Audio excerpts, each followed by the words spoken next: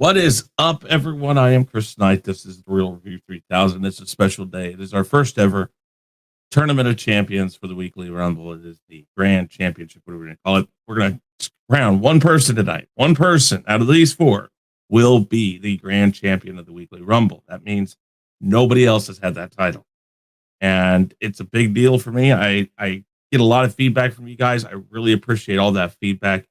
And I want to tell you, this has been a really fun time. And I'm excited to see how this one turns out. So, as usual, guys, I appreciate you guys being here. And yeah, well, with that said, here we go.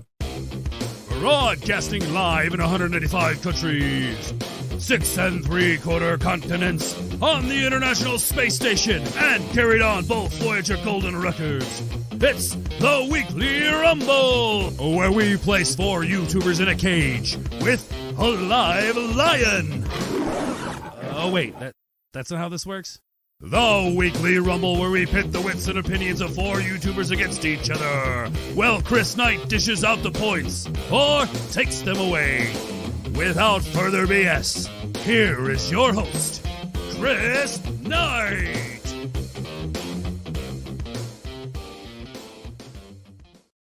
That is right. It is the Weekly Rumble Tournament of Champions Grand Championship finale. We got 4 guys here. All of them say they're going to kick each other's ass, so this should be interesting. I forgot the pool cue. I am not breaking the pool cue and letting them fight this out. If that happened, who knows? Anyways. Nobody's kicking my ass. They have to get through the show first. Right. Oh. Shell, they make turtle soup, so it's possible. We don't talk about turtle soup. All right. So, what I'm going to have you guys do is please do me a favor, go around the panel and tell everybody about yourself, tell them about your channel, what you're up to, all of that good stuff. And I will tweet this out on other platforms and get this on Discord and everything else. Guys, do me a favor, please share this on Twitter, put it on Instagram, whatever. Let everybody know about this. I'd love to see a lot of people here tonight. I've seen a lot of people retweeting this, so I'm really happy about that.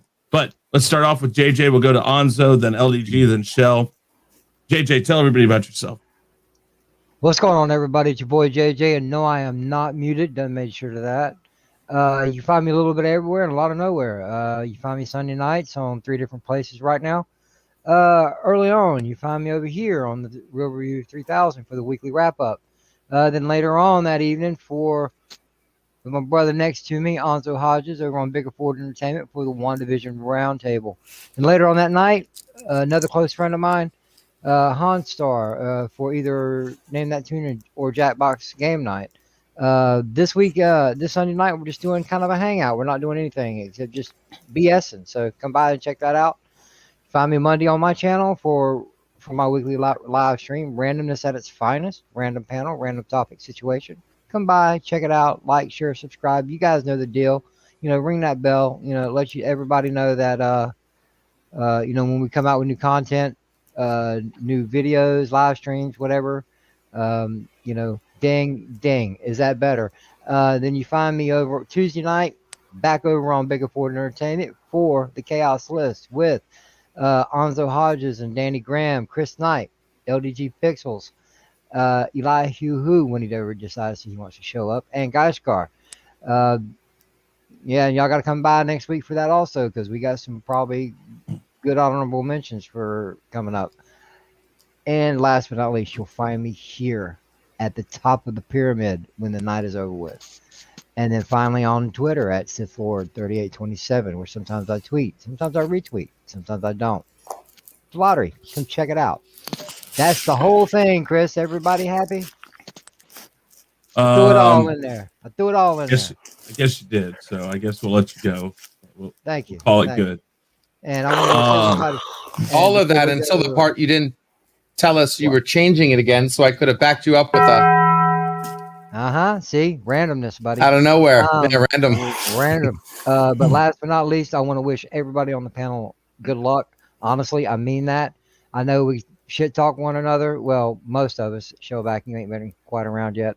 I had to do it on his own birthday live stream, and I felt kind of bad for doing that. But yeah, honestly, No, I you wish didn't. you're right. I was trying to be a good sport about that. But seriously, I wish everybody good luck. All right. Hello, Anzo. Go ahead and tell everybody about yourself and where you can be found. JJ, Yes, sir. if you notice, you're not last today, Yeah, I'm second. but you will be last when this game is done. Oh, Come on, bro. All right. And when we're done here, we can kick the shit out of eat one another later on this evening. How about that? This is Sparta. This is my game coming up today.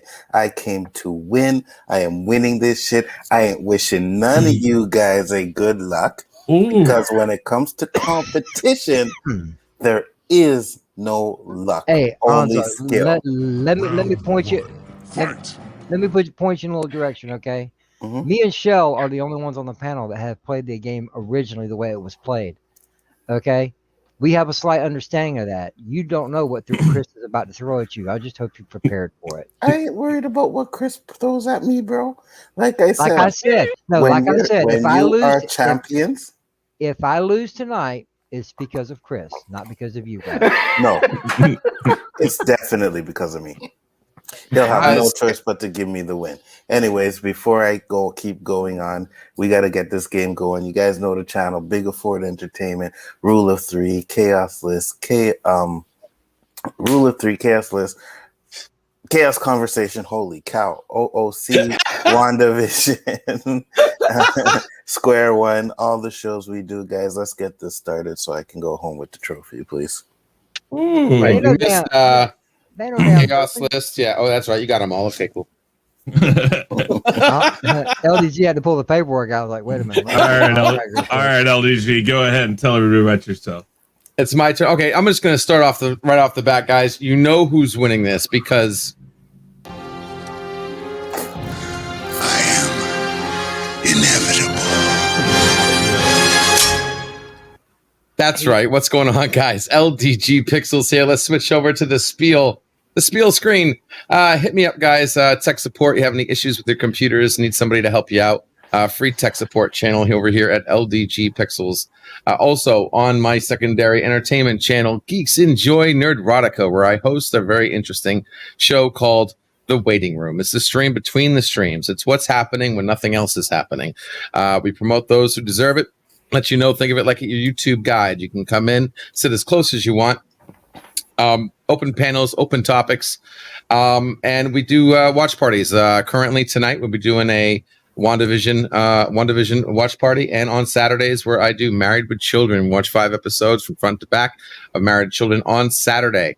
Also check out my new videos on WandaVision, or I like to call there's a Twitch and the Witch, or there we go, rock and roll. Recently breaking 1,000 views on my latest review. We'll be doing that again tonight. And on the newest show, this time it might just be porn, Late Night Nerdgasm. That's right. Huge panel, guys, where we talk about adult nerd topics and have some fun and get quite embarrassing that time. So appreciate it. Can't wait for a great show tonight. And I will be wishing everybody good luck because you absolutely need it. Barrels on fist. All right, so if I look really quick, LDG is already, I think, a couple thousand points in the hole.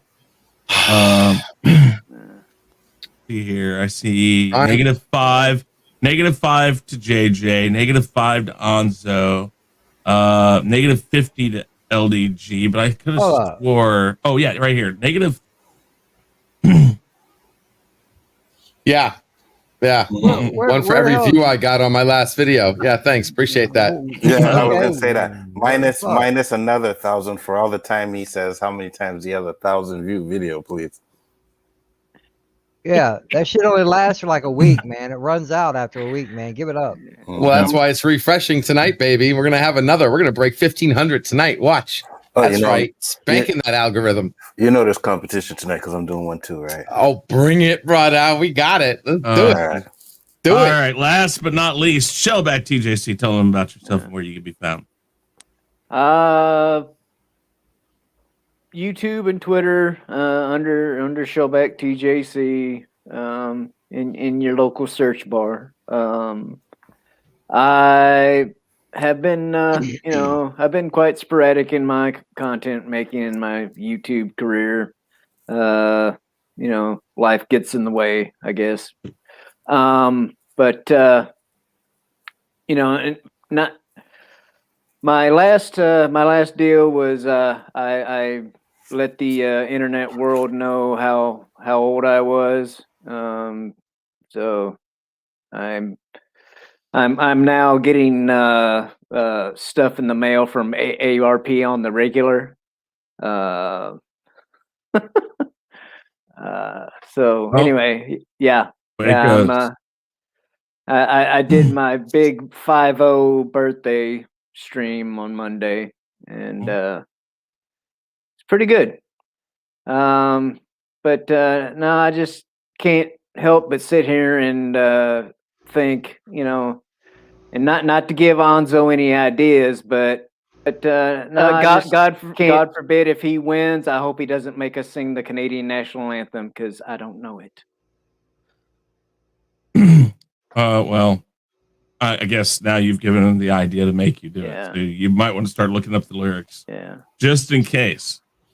All right, guys. Let's go through here the chat. I see Tim Christ here.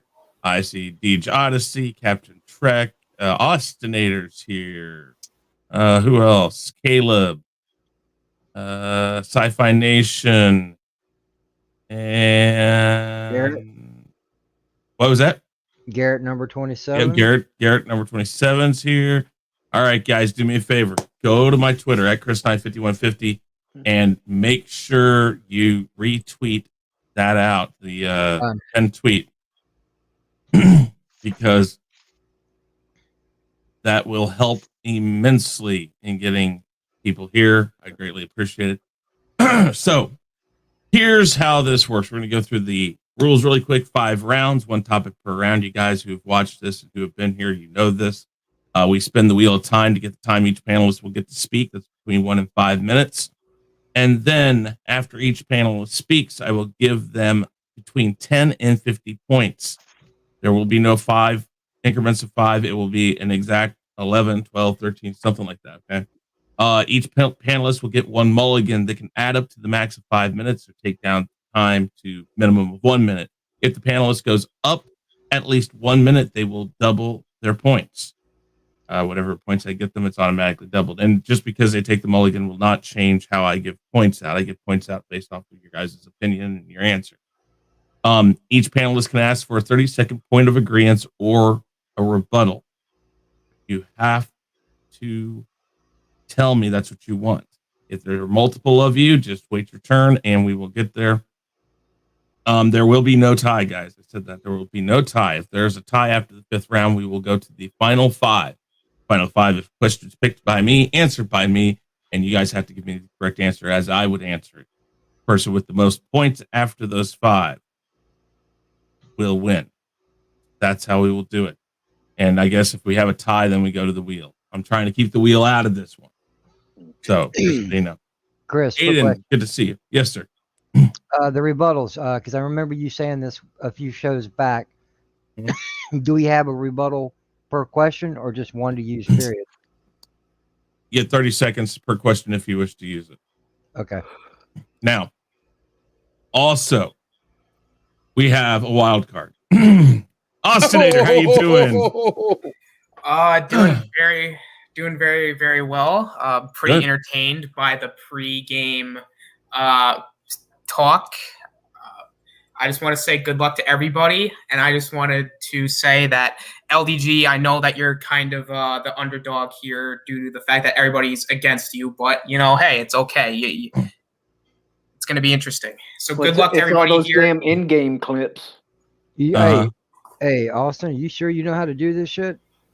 I think so. I've seen enough game shows to know how this works. Okay. I studied Jeopardy and Wheel of Fortune.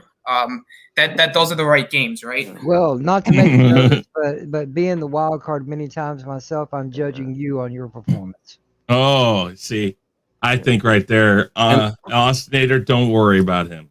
He barks a lot, but he doesn't bite. So And did you notice how Elstinator came here and started saying, "Oh, LDG, I know you're the underdog and everybody's against you." No, hang on a minute. Before I was gonna say, but I am gonna take points away from LDG. I'm gonna take away points from LDG at the beginning for the end game clip because he doesn't even like end game. But that's the point. I'm sure he understands. Oh my God! That's not all right. Listen, all right. Here's the deal. Even the wild card's against me. God, there is no removal of points for anything like that. But is there anybody on my side out there? Anyone? Hello?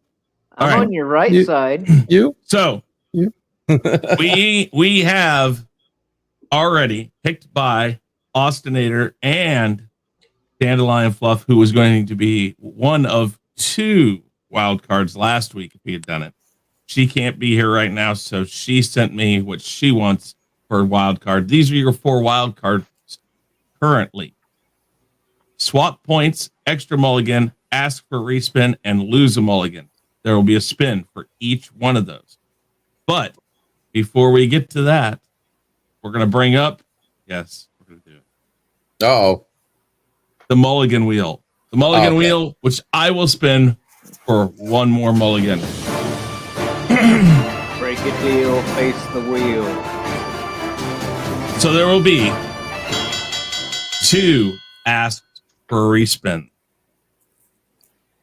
2. So anybody can ask for a respin? Well, no. What that means is I will spin the wheel names twice to find out who that is. Okay, so you're going to spin the wheel now to see who gets that, right? Okay. Yep.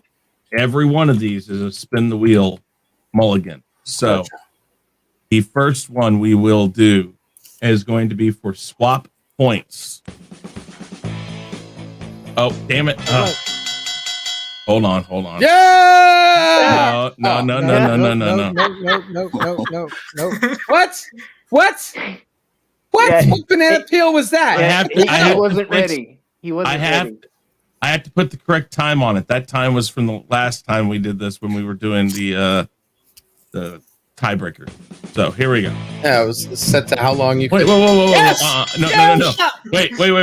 You're doing this on purpose, right? Oh, You're doing this on purpose. 3 out of 5. 3 out of 5. Stop. Okay. Now, hopefully this will spin for the 10 seconds. Hey, reshuffle that again. Like twice. There we go. There we go. Good. There we go.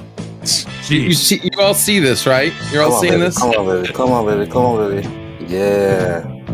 Swap points. Okay, so so that means that for any one round, you can swap points. You can wait till the end of the round, but yeah, I already know who he's using that on. Yeah, I know. Crap. Come on, bro. I'm about strategy. I ain't about picking someone because they got me. Or how about someone who got picked twice? Go ahead. This is for the extra mulligan. Stop. Shit. Fuck. All right, there we go. I'll take that. All right. Now, quick. Does that one count? Does that one count? Yes. Okay. Now, respin. Actually, no. I'm going to respin it right now. I know. I swear to God. Yo, I'm sorry. My fault. All right. Okay. This one is for an ask for a respin. If you don't like the question, you, in that round, as soon as you see the question, can ask for a respin. That question that was on there will go off. So you know. Okay? Yeah, I wonder whose question that will be.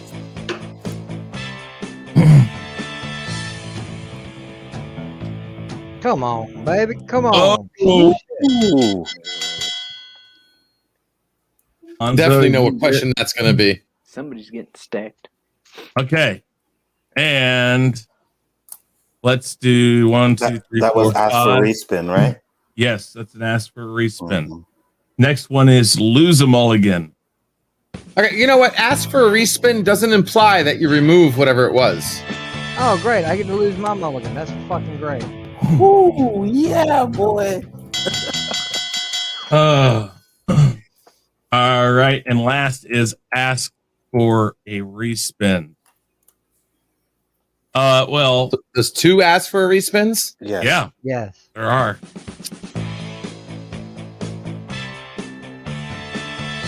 Yeah, baby. That's right. What? Ask for a respin. Done. Let's do it.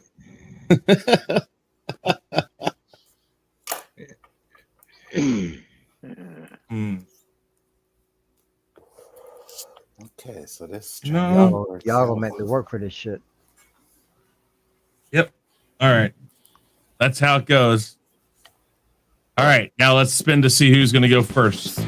No freebie. LDG. And there we go. That's how we are going. I'll throw Austinator all the way up there. Eesh. All right. And Austinator, Okay. any extra points you can that you want to give me, you can just slide them on in, brother. I'm no problem at all. Let's do it.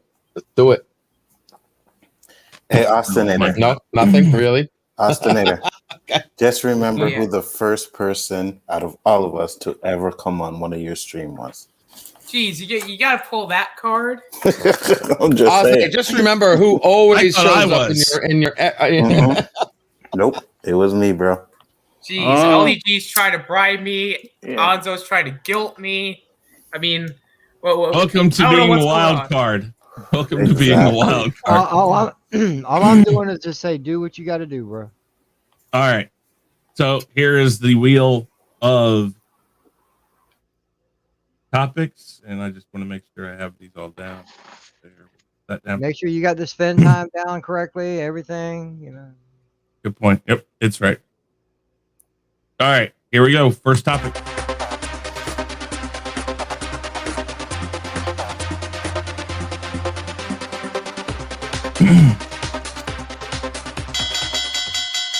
If you could meet and talk with one icon from history, who would you pick and why? Good starter. One icon from history. Now, is that specific to any particular icon or? No, anything, Like- anyone. Anybody you would want, dead or alive, doesn't matter. It could be Bill Bring- Gates. It could be Elon Musk. It could be Julius Caesar. Anybody. Yes, indeed. Hey, Dandelion, how you doing? Thank you for being there. Make sure you guys retweet this out. Put it on Instagram. Put it in your Discord server. Throw it everywhere, guys. Please, please, please. All right. And your time, you will have to... Oops. Oh, And you spin for the time, don't you? Yep. weird. Okay, I have to... This is where we're going to put... I have to go to that now because it decided not to... There we go. All right. We'll shuffle all 3 times just to get it good.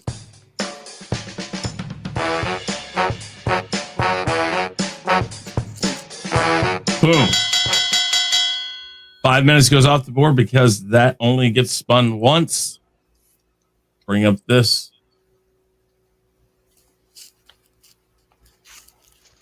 Bring it up to 5 minutes. LDG, would you like to use? Did you get 2 mulligans or 1 mulligan? I have 2 mulligans. Yep. Would you like to use We're a mulligan and go we down are- in time? I need the points, baby. I need the points. No, let's keep it. Let's keep it. All right. You don't lose points for not using a mulligan. I meant for using a mulligan. You do lose points. You lose the points that you wouldn't have got if you used it for something to extend points. Hey, Well, Android, how you doing? It's 5 minutes. You can't go any higher. So if you go down, you still get your normal points.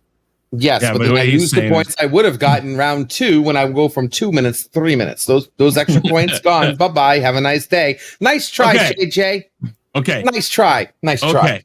Okay. Do it. Here you go. 5 minutes on the board. Your time starts now. Okay. You know what? I mean, I'm going to throw in an extra one because there's 2 people. One is serious. The other one is slap in the face. The first person I would love, an icon figure that I would love to go back and talk to, would be Bill Gates. A little obvious, right? I'm a tech guy. I'm into computers. The last book I read, besides a computer book, besides Mortal Kombat, was Cat in the Hat. And ever since the day that I learned that I have a talent for computers, unlike so other on the level of prodigy. Being interested in computers the way I am, Bill Gates was a huge impact in what he did. Now, yes, I know those of you who actually know the history of Bill Gates, he didn't exactly write DOS code by code, but he is the revolutionary that brought the computer world to where we were. We wouldn't have anything you think we have right now. I don't care what Mac did. 80 to 90% of the computers today use Microsoft Windows. He revolutionized everything moving forward. And I would love to talk to him and just ask him, almost like George Lucas, like, if, did you see that coming? Like, what were you thinking? When you're sitting down and you're about to write an operating system, and I take this kind of personally because Prometheus, in fact, is an operating system. So I would love to hear his input as far as when you started writing DOS and later turning it into Microsoft Windows. What were you thinking? Like, did you think it was going to go this far? Were you just writing a program just to make ends meet and thinking it was going to be used for a little bit before somebody else came along with something better or whatnot? What was your original purpose?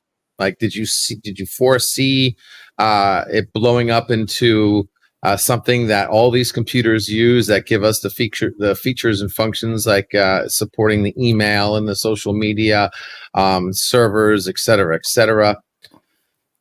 Excuse me. I would like to get his input on how hard it was, because a lot of the things, especially in YouTube channel hosts, know this specifically. A lot of the stuff that you see on the surface as a viewer, you don't take into account what happens in the background, like the drama, the stress, the problems, the Murphy hiding around every corner. What was the hurdles you had to overcome? Did you think those hurdles were unsurmountable? Did anything happen to inspire you or to help you get past those hurdles? And this information, I would love it. Making Project Prometheus, there are hurdles I have to go through. Building an operating system from scratch that gives the power to the users instead of corporate whoremongers. Being able to say something without getting fired. Having a trusted operating system on your side. I would beyond value the man's input and the number of questions I would ask him and his input and his reasonings and inspirations and what he did to bring Microsoft Windows and DOS to light. And again, like I said, even he had to, like MS-DOS, he basically took his idea from somebody else. Yes, he did. But then he built upon it and grew it to what he did, to what it ended up being. Whether or not, what was the thoughts behind that? Was the person not able to take it to the next level? Did he have a missing link that he couldn't figure out? Was in fact there was some algorithm or key code that Bill Gates came up with to polish Microsoft DOS? Because if it wasn't for DOS, we wouldn't have anything. Not only that, but how did you survive against your competitors? How did you blow Mac out of the water? You literally had a huge competitor, and Macs are, even to people who write viruses, yeah, it's on the rise, but they don't even care about Macs. Windows is priority, and the man behind it is Bill Gates, and I would love to hear what he has to say. On a second note, the only other person I would love an icon I would love to meet is a person who invented the copyright. So I could slap him upside the head and ask him, what the hell were you thinking? Okay, seriously. I would love to know what that man was thinking in his head that would take the world into what it is now, where even a thought can be content matched, or you get banned for actually thinking or saying something. All right. Very, very good. Anybody? Anyone? No contention, no rebuttal, nothing. Okay. It's Bill Gates. It's not like I'm talking to Robin Williams or The Rock or something. But seriously though, he is the man. If it wasn't for him, we would not even be here right now in this capacity. I would love to hear his input. Hey, Danny, how you doing? Generation Productions. Good to see you. I appreciate everybody being here. Again, make sure you go over to my Twitter, retweet this out. Let's get some more people in here and put it on Discord servers, do all that stuff, throw it everywhere you possibly can. All right. This Austinator. Oh, what? This isn't exactly a rebuttal, but when you wait. If it isn't, then make it really, really quick. Or if you want 30 seconds to say what you got to say. Well, no, I was just going to say the question was like, if you could go back in history and talk to somebody, like Bill Gates is still alive. That doesn't matter. It's still history. It's in history. He created Microsoft and was a big part of, I mean, I consider that. Yeah. Well, I mean, history is the past, even the past 5 years. I mean, it just depends. It's all based off of what you think. But I mean, I understand the what you're saying though. But I get what he's saying. Austinator, between 10 and 50 points. What do you give LDG? So I'm going to take into account that Bill Gates, interesting answer, actually. I don't think most people would say Bill Gates. I like your reasonings behind it. We'll go a solid 25 to start out. Good. Solid 25. Boom, boom. I will bring this over here. There's the board. All right.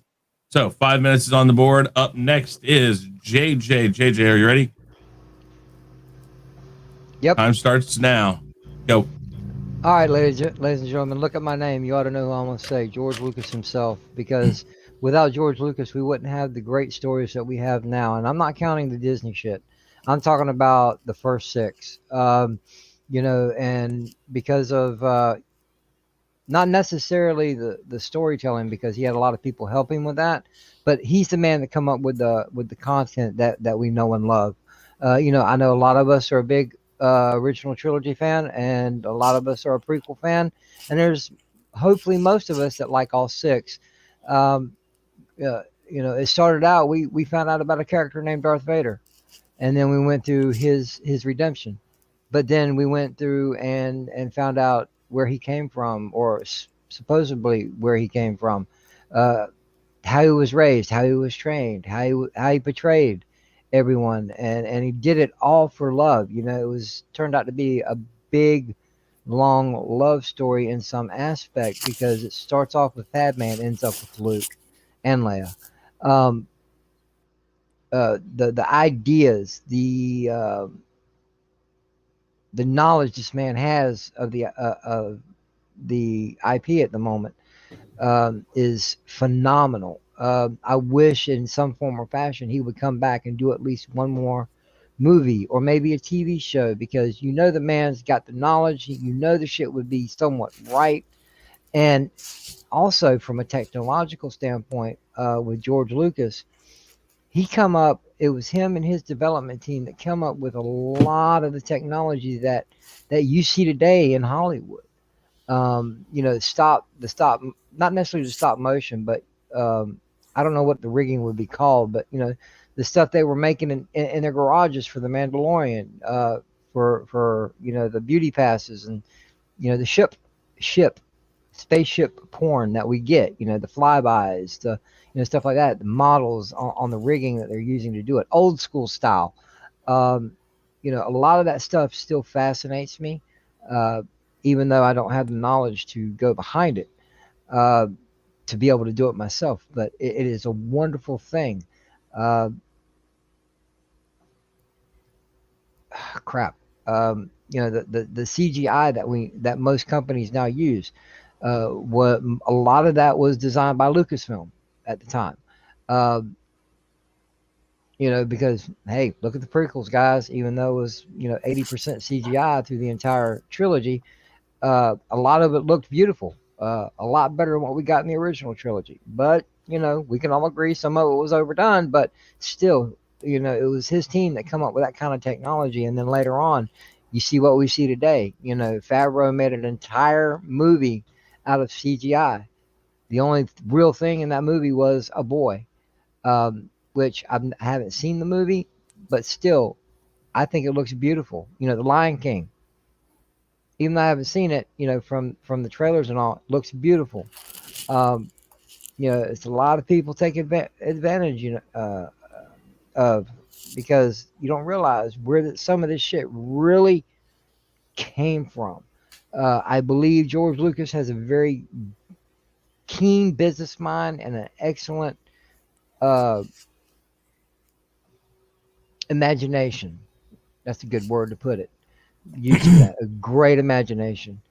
And if I had to pick a second one, it would have to be Gene Roddenberry for the same thing. You know, I know Gene Roddenberry wasn't the cream of the crop. He wasn't the best man to be around. But with Star Trek, it's the same thing. All that stuff comes from his brain and his production team with the models of the first USS Enterprise. Absolutely gorgeous. You know, James Kirk, Spock, Leonard McCoy, Scotty, Uhura, Sulu, you know, all this came from his brain. Can you pause the clock real quick? Real quick. Yeah. Sorry. Go ahead.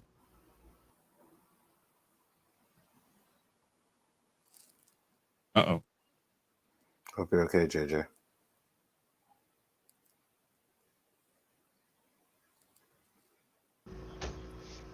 Yeah, I'm good. My roommate had to come in. Sorry about that. All right, here you go. 30 seconds. Go. Sorry. Gene Roddenberry come up with a lot of stuff, even with the Next Generation. You know, the Enterprise D. Wasn't a big fan of the ship in the beginning, but it kind of grew on me, just because of how it looked. Because we all were used to the original Enterprise, but man, the stories, the adventures, you know, of Picard and Riker and Worf and all them characters. You know, it's just great people I would love to meet. Very good. Before we go any further, sci-fi, yeah, it was what the writers made it, but Roddenberry was the one with the vision. And when they would bring stuff to him, he had the balls to say, no, I don't want that. I don't want that. CBS today doesn't have the balls. If it's pandering and meandering, they throw it in. So I'm going to say that. Very good, JJ. Austinator, Okay, anybody? I need a rebuttal. Okay, hold on. Of course you do. Need every 30-second rebuttal, and your time starts now. JJ, are you seriously telling me if you had the opportunity to pick, and I know we're on a show and you got to be entertaining, I would have loved to have picked Gene Roddenberry, but out of all the people in history, you pick an entertainment person. Is there a person of scientific or humanitarian anyone who made a change in the world positive besides something related to sci-fi you would actually pick? No, because entertainment is all I have. I'm not a book person. I'm a high school dropout. That's cool. You know, to me, All I right. just figured if you had somebody back then that you had somebody like the inventor of something or whatever. No. Austinator. Nope. Again, very good. Very good choice. I like the explanation. I like that you used the last minute to talk about Gene. What I'm going to give you, I'll go with 28. 28 points. Very good. And LEG, I will not be awarding you 5 points because you know JJ. JJ's sincere about what he says, and so I think. Well, I figured he'd want to talk to the person who invented dentures or something. I don't know. Oh, okay. What the actual hell? Digital Wind and JJ talking about dentures. Gotcha. All right, Anzo, you ready for that? I am ready. All right. We'll go back to the 5 minutes. Your time starts now. So LDG asked about who JJ would want to see. And I thought about it and I'm like, you know, mine would have to be, of course, someone in history. Was an easy choice, but the choice was narrowed down to 3. It was Gandhi, it was Martin Luther King, and it was Malcolm X. My choice happened to be Martin Luther King. And the reason why is because he was practically the first of the civil rights movement for Black people. Not only that, he did it in a non-violent way. You know, Malcolm X did it in the way of the nation, which was kind of like, eye for an eye type of way. And that's easy to do, to fight and fight back and stuff like that. But to be nonviolent, to go through the protests that he went through and watch people beat his people and stand there hand in hand, holding hands with everybody, saying nonviolence. If you watch those old videos, like they were really, it got really bad, man. A lot of Black people got killed. A lot of us got hurt and injured, and he still stuck with his nonviolent stance, So I would definitely want to talk to him. I'd want to know why he decided to take the nonviolent stance. We have few interviews and stuff, but when you really talk to the man and pick his brain and get a real understanding of why he went the nonviolent way, I'd also want to know how he felt about the way Malcolm X did it. Did him and Malcolm X have any kind of discussions? Because I know a lot of times there was a lot of back and forth, especially from Malcolm X, where he was just calling Martin Luther King a coon and stuff like that. You know what I'm saying? Saying that the nonviolent way is not the way to go. But at the end of the day, both ways had their impact. I just think the way Martin Luther King did it was a little bit of a better way. It showed us in a different light, what would they expect us to do if they're being violent with us? They expect us to be violent back. And that just caused way more issues than, look at these people, they're doing their marching, they're being peaceful, and they're getting wrecked. I definitely want to pick his brain, like what it took for him to say, I can't take this anymore, start the civil rights movement. That's definitely the dude that I want to meet in my lifetime, and especially with the way things are going today. If he was still alive, how would he deal with the things that were going on in our world today? I would try to explain to him how, it's a lot different, than when he was alive. And I would love him to see how different it was, but I wanted to know if he would actually think that even though it's different, he still sees the systematic racism and stuff like that he's seen when he was marching, for our civil rights. To me, there is absolutely nobody else that I think had a better impact in our history. You can hear about the Harriet Tubmans, and you can hear about the Marcus Garveys, and you can hear about all these great Black leaders. But what Martin Luther King did for us, I think, had the highest impact.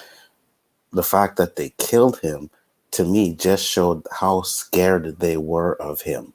You know what I mean? He had power, and they didn't like that. Malcolm X was with the Nation of Islam, but he was breaking away from the Nation of Islam, and that was causing a little bit of friction between him and the nation. And the FBI really, Black people fighting Black people, let that happen. But Martin Luther King was uniting the country. So imagine if he was alive. He could have probably been the first Black president of the United States, instead of Obama was. I don't know, or something like that, But at the end of the day, Martin Luther King, he did what he had to do to fight for my people. He did what he had to do to make sure we got freedom of speech and free rights and able to vote and everything like that. I would really want to pick his brain and find out exactly what pushed him, what drove him. You know what I mean? I know what drove him, like seeing our people suffer, but people see our people suffer all the time and don't do nothing, but he actually stood up and did something for it. So he's the one I want to meet. Awesome. All right. Any rebuttal? Anything? Okay. Austinator? Very well said. I liked the person you picked. I liked the describing of why. Very powerful. I'll go 30. Okay. Last but not least, Shellback. We're up. Your 5 minutes are on the board. Let's see here. So you have a mulligan if you'd like to go down in time, or you can hold it to double your points, however you want. What do you want to do? I just leave it the way it is, I guess. Fair enough. 5 minutes on the board. Your time starts now.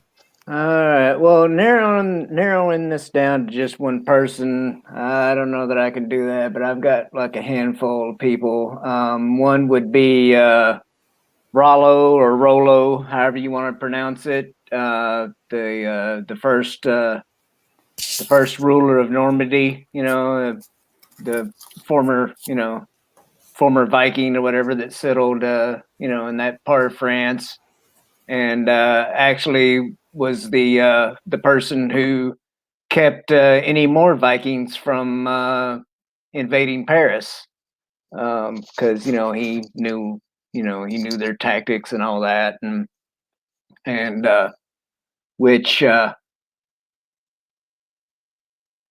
and plus I'm a big fan of the Vikings TV show, and I just it'd be neat to actually know like what like really happened, instead of like the sensationalized version, that we get on some TV shows and whatnot.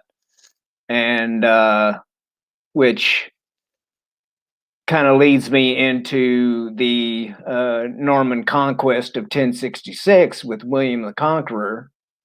And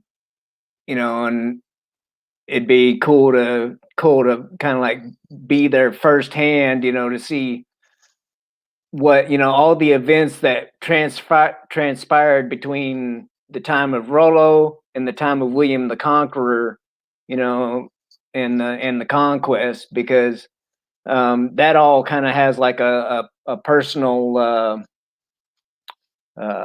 meaning or whatever for me, because my dabbling in kind of like genealogy and stuff, I've traced I traced the origins of my last name back to the Norman conquest of 1066. So the possibility of me being related to some of these people is really interesting to me. And a couple of the other people are more entertainment related. One is Alexander Dumas, the gentleman that wrote the Three Musketeers. And because again, being a kind of like a history buff type of person, I've always loved movies and TV shows and stuff that dealt in historical stuff like the Musketeers and all. And to actually be able to sit there and like talk to Dumas and pick his brain about what was actually going through his in his mind when he came up with this story, and how much was made up, how much was factual, all that stuff. And another person that popped into my head in that same genre was J.R.R. Tolkien. And to see, I know they made a movie about him, but to actually talk to him and see, like how close to the mark, that movie actually was to the real, Tolkien. And to again, to be able to like pick his brain about how he came up with The Hobbit and The Lord of the Rings, and some of the most some of the biggest movies that has been talked about in our in our fandoms and whatnot. It's just I think it would just be really, just a really cool experience to, be able to talk to both of those two gentlemen to, see what actually, happened, what actually inspired, for them to write, some of the biggest, novels of our lifetime, and I've got 10 seconds and I'm kind of out of steam. Sorry. All right. Any rebuttals? Anything? Nope. Okay. Then. Good. Austinator. Very interesting choice. I like the explanation with Tolkien and using everything with all of that. What will I give it? I'll give it a solid 27. 27. Oh, not 274. Well, no, I would have taken the 274. No. No? No. Oh, No. all right. I tried. Just no. All right. Up next, first up will be JJ. Let's find out what your topic's going to be.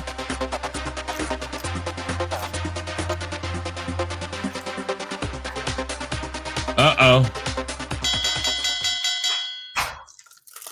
Can true freedom of speech on a real public forum exist online? Can true freedom of speech on a real public forum exist online? Wonder whose question that is. So if that's your question, how do you have 3 questions? Remember. I don't know. Remember. I didn't do it. No, because he does not have 3 questions on here because everybody only gave me 2. I put 2 in, and then so after this is not his question. Then. This is his question, but the thing is his question was not picked in the last time because these are the 5 leftovers from each of the first 2 shows. Yeah, I know. Okay. Yeah, none of my questions were picked. So he might still have 2 questions on. But all right. So I only see that one. The other. All right, never mind. All right.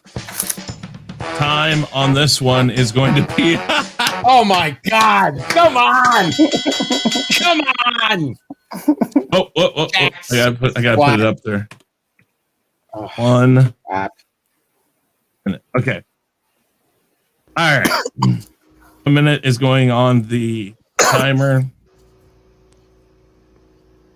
And wrong way. LDG, would you like to? Not me. JJ. Oh, JJ's first. JJ. Right. Okay. All right, JJ. Saving the best for last on this one. Wow. Yeah, that's right. Let's see here. Anzo, you have now moved into the last position of this question. What the you said saving the best for last, so I just threw Anzo up there. Actually, anybody else could have gone last in this case because they're definitely better than you. So. Now I'm first on the next. Thank you. Damn it. All right, 1 minute on the board, JJ, and the question is: freedom of can true freedom of speech on a real public forum exist online? Time starts now. Well, in all actuality, I'm gonna have to say no, not at this stage of the game, because we all know Chris has ranted about it. LDG's constantly talking about it. Copyright claiming and just basically just nipping everything in the bud. We're not allowed to speak about nothing because it's always going to butt hurt somebody. In today's age. It cannot exist. I'm not saying it won't ever be able to exist because who knows how long we have left on this planet. And if LDG pulls off Project Prometheus, then, I would say yes. But at this point, at this stage of the game, I'd have to say no, it can't exist because the people behind the buttons, and I'm not saying us, the people behind the buttons that are saying, no, you can't say this. No, you can't show that. It happens everywhere and on damn near every platform. So I'm gonna have to say a big hard no on that. Okay. Alrighty. Austinator. Good explanation. I think that in particular, Wrong person. Yeah, it's wrong person. What? Oh yeah. Okay, Yeah. That's fine. That's fine. Go ahead. I'll give it a 29. 29. Okay. And I'll take 30 seconds real quick. Okay, hold on. 48. That's Of course. 57. Yes, That's 57. Right. Mhm. All right, 30 seconds for Mr. All right, so real quick. Wait. I'm gonna say this right now. Mm-hmm. If I don't hear it and points get given out, done. Nobody else. If you don't hear what? If I don't hear it. If I don't hear rebuttal or something before points are given from this point on. Sorry. So if you got to get it out now. Okay. 30 seconds. Okay, Go sorry. ahead. Time starts now. All right, so JJ, that's why I made sure that question included on a true public forum. Yes, you're absolutely right. True freedom of speech doesn't exist on this corporate private crap that we're on right now. But if there was a true public forum, could freedom of speech actually exist, given on tools that will allow us to actually have it? In that case, you have to understand that, yeah, maybe it could, but not on what we have now. That wasn't the question. But no, that's how I understood the question. Right now, it's not possible. In the future, maybe. That all depends. What you pull off, or anybody else pulls off, if they have any similar ideas, the time doesn't matter. Right now, it can't exist. Okay. All right, Anzo, you do have.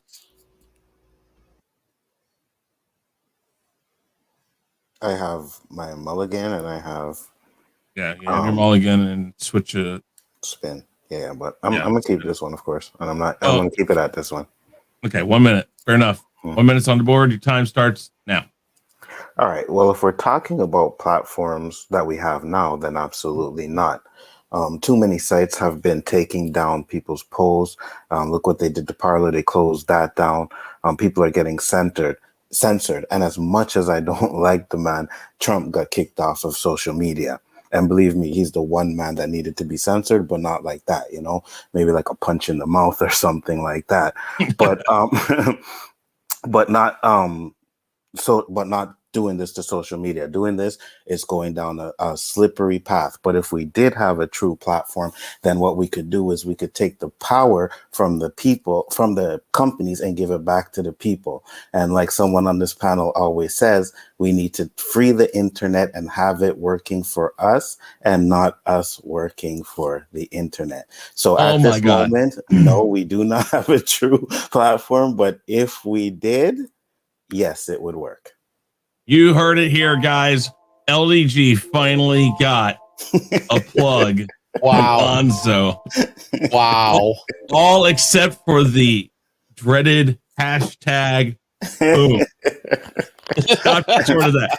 Well, I remember what happened. I remember what happened last time that name was mentioned, so I didn't say it. I just no points are being taken away. So if you want to give him the real one up, go ahead and say it. Project Prometheus, baby. There you go. I like how you used my tagline too. That whole "working for us" thing. You remembered that? Yes, good. I did. Like that. He's been trying to figure out a way to work that in somewhere. I know. No, okay. All right. Austinator.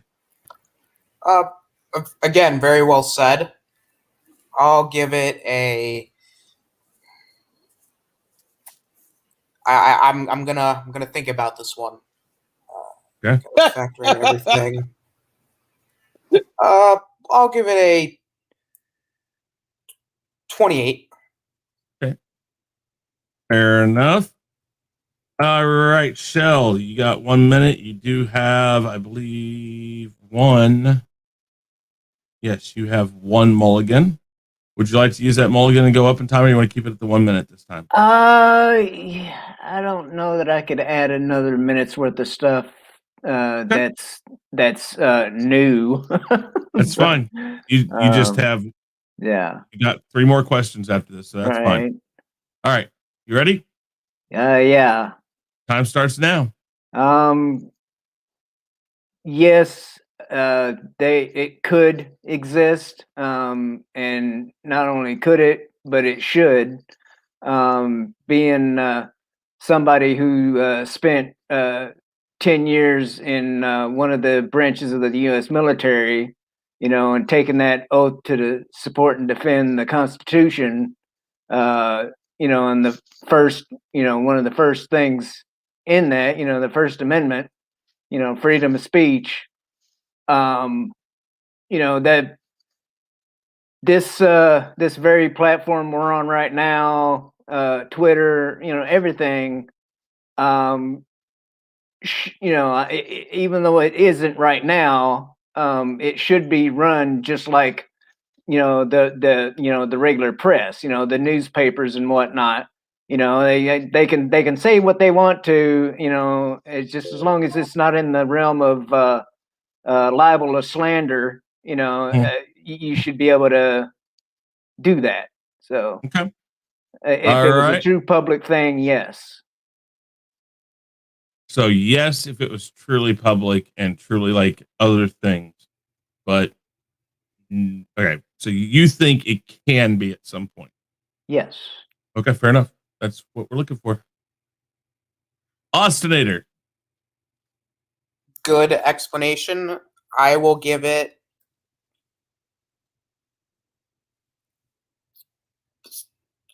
30. 7 total then. Close tie or close here. Close. All right, Mr. You know who you are. Oh boy. Hold on. Let me go ahead and get over here. How long are we talking? LDG. Might help if I unmute myself. Austinator. Austinator, yeah. There. Yeah, I'm here. I just need to ask him. Does the amount of time affect if I go No. Don't answer that, Austinator. You know what? I'm not even gonna do 5 minutes right now, baby. That's right. If anybody, I can't. I'm gonna be a hypocrite. Right. Freedom of speech, baby. I don't know why all of you guys have. I'm gonna leave that for the 5 minutes. 5 minutes, please. Hold on. So your extra mulligan is gone. All right, 5 minutes. Here you go. Time starts now. You know, guys, I cannot believe that each every one of these people here who have channels couldn't say more about freedom of speech. I can't tell you how many. I mean, we all know it. I mean, whether you're someone who just uses the internet or you're someone who actually is a content creator or have your own channel, we know the hell that we have to go through. Okay, whether it's viewing somebody else's post or posting something ourselves. The day the internet was created, it was created for. It might have had alternative motives, but the internet has turned into the free exchange of ideas and thoughts. Okay, freedom, true freedom, a place where nobody can tell you otherwise, where you can express yourself openly and free, and whatever happens afterwards, that's fine. But at least you have a forum to be free without hindrance or restraint, taking the First Amendment to its maximum. And that's what this is about. Now, I'll admit, the problem with giving people freedom of speech is giving people the freedom of speech. You're going to get people who lie, people who connive, people who say outrageous stuff, but then you also have people who speak the truth, people who are trying to help others, people who are just trying to express ideas. And without a place for that to happen, we are bound by brainwashing and corporate cynicism that is trying to warp society as we speak. A lot of the problems we have today, a lot of the systemic problems, and yes, I'm using the word systemic because it's built into the system we're using, is designed to turn us into sheep, telling us what to think, what to see, what to say, what to do. Okay? we don't have that right now. Now, as far as the other question is concerned, yes, if we actually did have something like Project Prometheus, a true public forum, freedom of speech can actually exist. Is there a problem with that? I saw a couple comments where people were saying, well, you're gonna have to be able to tell the people away from the lies, but that's built into the system. You should give people should have the right to say whatever they want, so you can identify what's A, what's B, what's C. But know that the platform you're on is, in fact, not censored, not chosen what can be put in front of you, and gives you the power to sift through the infinite diversity that is the freedom of speech, and everybody actually being able to have something to do that. To be honest, I think freedom of speech is what we need right now to fix a lot of our problems. Having a platform for freedom of speech will fix a lot. It will allow so many things more than just spreading your ideas. I mean, freedom of speech covers teachers that want to go online and teach people, and not have to bow down to public school systems. A newscaster to be able to say, not a newscaster, but like a news reporter to be able to get on and say their version, not their version, but their point of view of a particular story without being slammed. A coworker that can go home and no longer works for the company to say whatever their beliefs are and not get fired for it. Freedom of speech is the core of our country, for God's sakes. That there's a reason why it's called the First Amendment. Okay, we should have the right without hindrance or direct consequence. Now, like I said, if you make yourself known that you're saying hatred this and hatred that, you're going to get marked by the public, and that's fine. But you shouldn't get shut down for it, because you should have the right to change your mind and educate yourself and maybe change whatever you're saying. But more importantly, so that if you don't learn from your mistakes, you're bound to repeat them. So if you silence all the negative, then the good people are going to get struck, because all that negative's happening anyway. I mean, all this corporate, all the censorship, all that's doing is taking all the negativity and making it exist somewhere else. And it's not allowing the user to be able to have faith in the information that's being seen among them. Also, freedom of speech also means the freedom to listen. Okay, you can't have one without the other. So as a user, you should be able to have the right to say, listen, I'm interested in this, I'm not interested in that. I want to label this, that, and label this, that. And your labeling of something is something somebody else sees as freedom of speech and can react accordingly to. So if a whole bunch of people don't like a particular thing, they can label it, et cetera, et cetera. Mm-hmm. Mm-hmm. Can I have 30 seconds, Chris? You may indeed have 30 No, seconds. it's not a rebuttal. I'm quoting something from a very close friend of mine. You guys All right. might know him, Tommy and the Guinea Pig Collective. Okay? Don't let anyone tell you what you can or cannot say, hear what you want to hear, or watch what you want to watch, because your silence gives consent. Yep. Okay? It's something I like to say. Something I like to say, don't let their vision leave you blind. Okay? Fight for what's right. Fight for what we have. Fight for our own rights. Yes. Chris, rebuttal? Well, not rebuttal, but something. That's fine. Okay. LDG is not wrong. He is absolutely right. If we did not have, or if we had shows like Sanford and Son, the Jeffersons back in the days, those days would not exist today, because people are too damn sensitive. And at the end of the day, you got to let people decide how they want to decide. They may not make the right decision. You know what I mean? They may want to watch other things and do this. But if you take that away from people, then you're taking all our rights away. And that's a scary thing, man. Hell yeah. I love Good Times and the Jeffersons, and I love those shows growing up. You're damn right. Can I just note that I got two people who didn't rebuttal but actually went for me, if that's worth extra points or not? Well, no, because they'll each get 5 points. I just want 5 seconds to declare that LDG is officially the most long-winded person in the fandom. Wait. And I don't talk on this show. You want me to prove him? All these prove that compliments. wrong? No. She got 100 points. Chris, Come on. I believe you might have met your match on being long-winded there, Chris. No. With everything being said, okay, we talk shit to one another, even when we're backstage over there hanging with LDG. But his idea has merit, okay.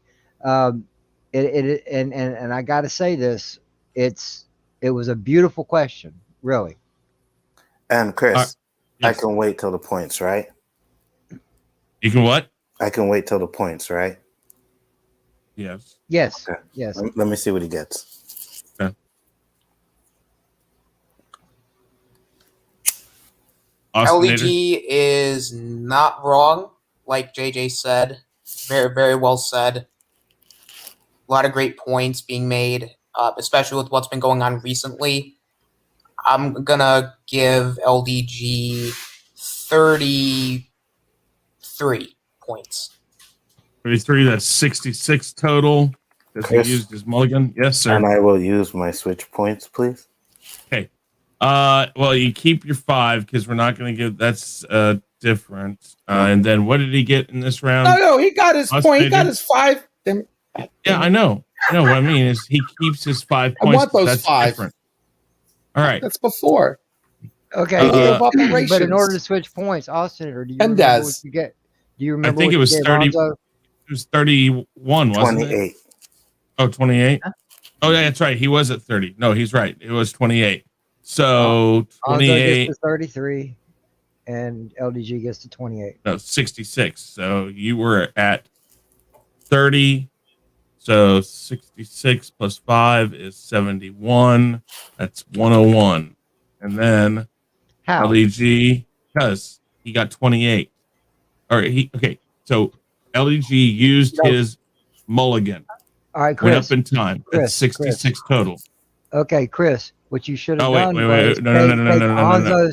take Anzo's 28 away from him. Yes, he was at 30. He was at 30. Yes. No, he wasn't. He was at 60 something. No, I took away the points for this round because he's already gone. He took away the points, so I was at 28. No, I was at 30. Right, I was at 30. Yeah. Right. So you have to add the 5 points now. That's 35. And then add the 66. That's 101. What? No. Well, yeah, because he used his mulligan. That's double points. He got 33, so 66. That's right. And I have what? You will get 28 points, so you were up to 53. Wait, no. No, 30. You get 30. I'm sorry. So add 2 more, so you're 55. Yeah. There you go.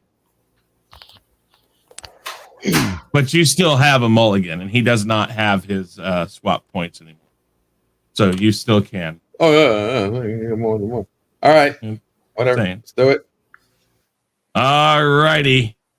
Oh, boy. We're all sorts of sand in the vajayjay. Fuzzy math, yes, indeed. Thomas Potts, good to see you. Vile Mike, Tim Christ again. I saw memes of destruction in here too. David is here, guys. Thank you very much for being here. Make sure you go my pinned tweet on Twitter, tweet it out, copy it, paste it into Instagram, Facebook, anything you got. Discord servers, throw it out there. Okay, Chris. Yes, sir. I'd like to correct you a little bit though.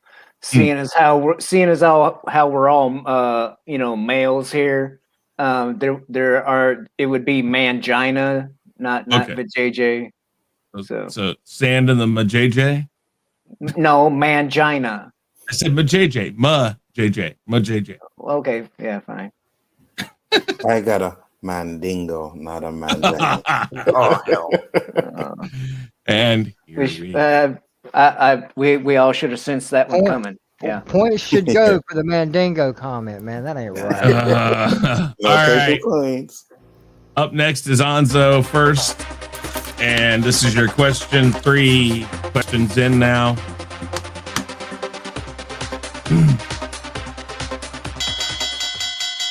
Which are you more excited for? DC's new projects or Marvel's? Which are you more excited for? DC's new projects or Marvel's new projects? Wait, I got my change the topic spin, right? Yes, you do. I think. Do it. Hold on. You don't want that topic. I Fair don't want to enough. feed. I don't want to feed the man in charge that knows everything about DC and Marvel. Yeah, it's respin. Hold on. I thought he could only use that when it was his turn. It No. It is a respin for everybody. Okay. Takes the topic off the board. All right, here we go.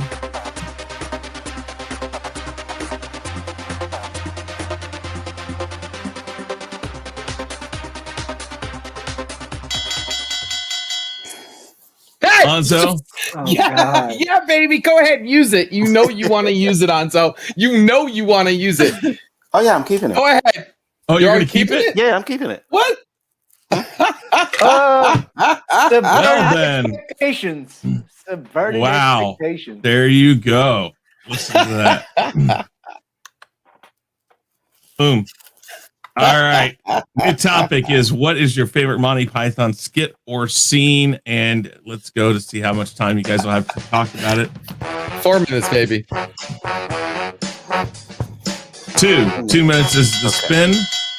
And we keep that because 2 minutes and 1 minute stay on for everything. And we will go to 2 minutes. Anzo, your time is now. Would you like to go up to 3 minutes, or you want to keep it right there? Keep it right there. Fair enough. 2 minutes on the board. Time starts now. Okay, so I've said this before. Growing up in Canada, we really didn't get Monty Python. It was hard for me to get to see these shows, right? So I didn't have a chance to watch them as I was growing up. But because of the show, I actually did a little bit of research. I didn't watch much, but one that stuck out to me was the funniest joke in the world.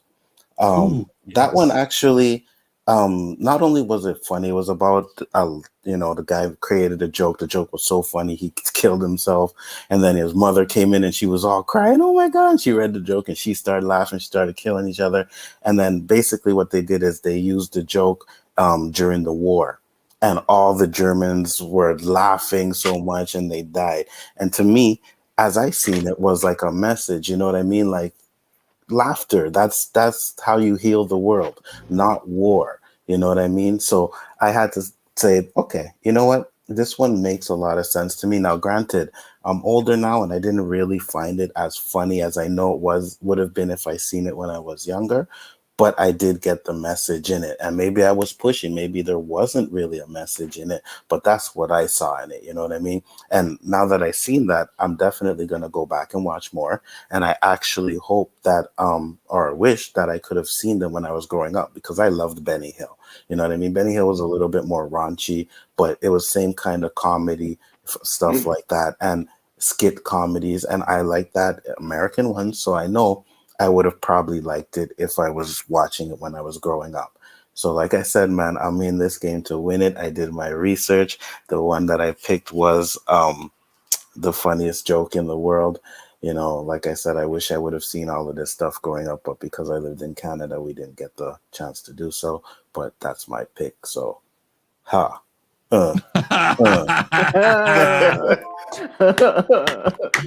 I give you props, sir. I give you props. Thank you. That's awesome.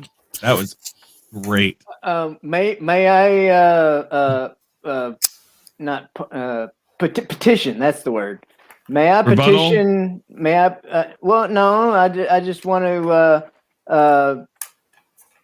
30 seconds. On behalf of Anzo, for Austrinator's consideration, whatever you want to give him for points, add 5 for just mentioning Benny Hill. Okay. Thank you.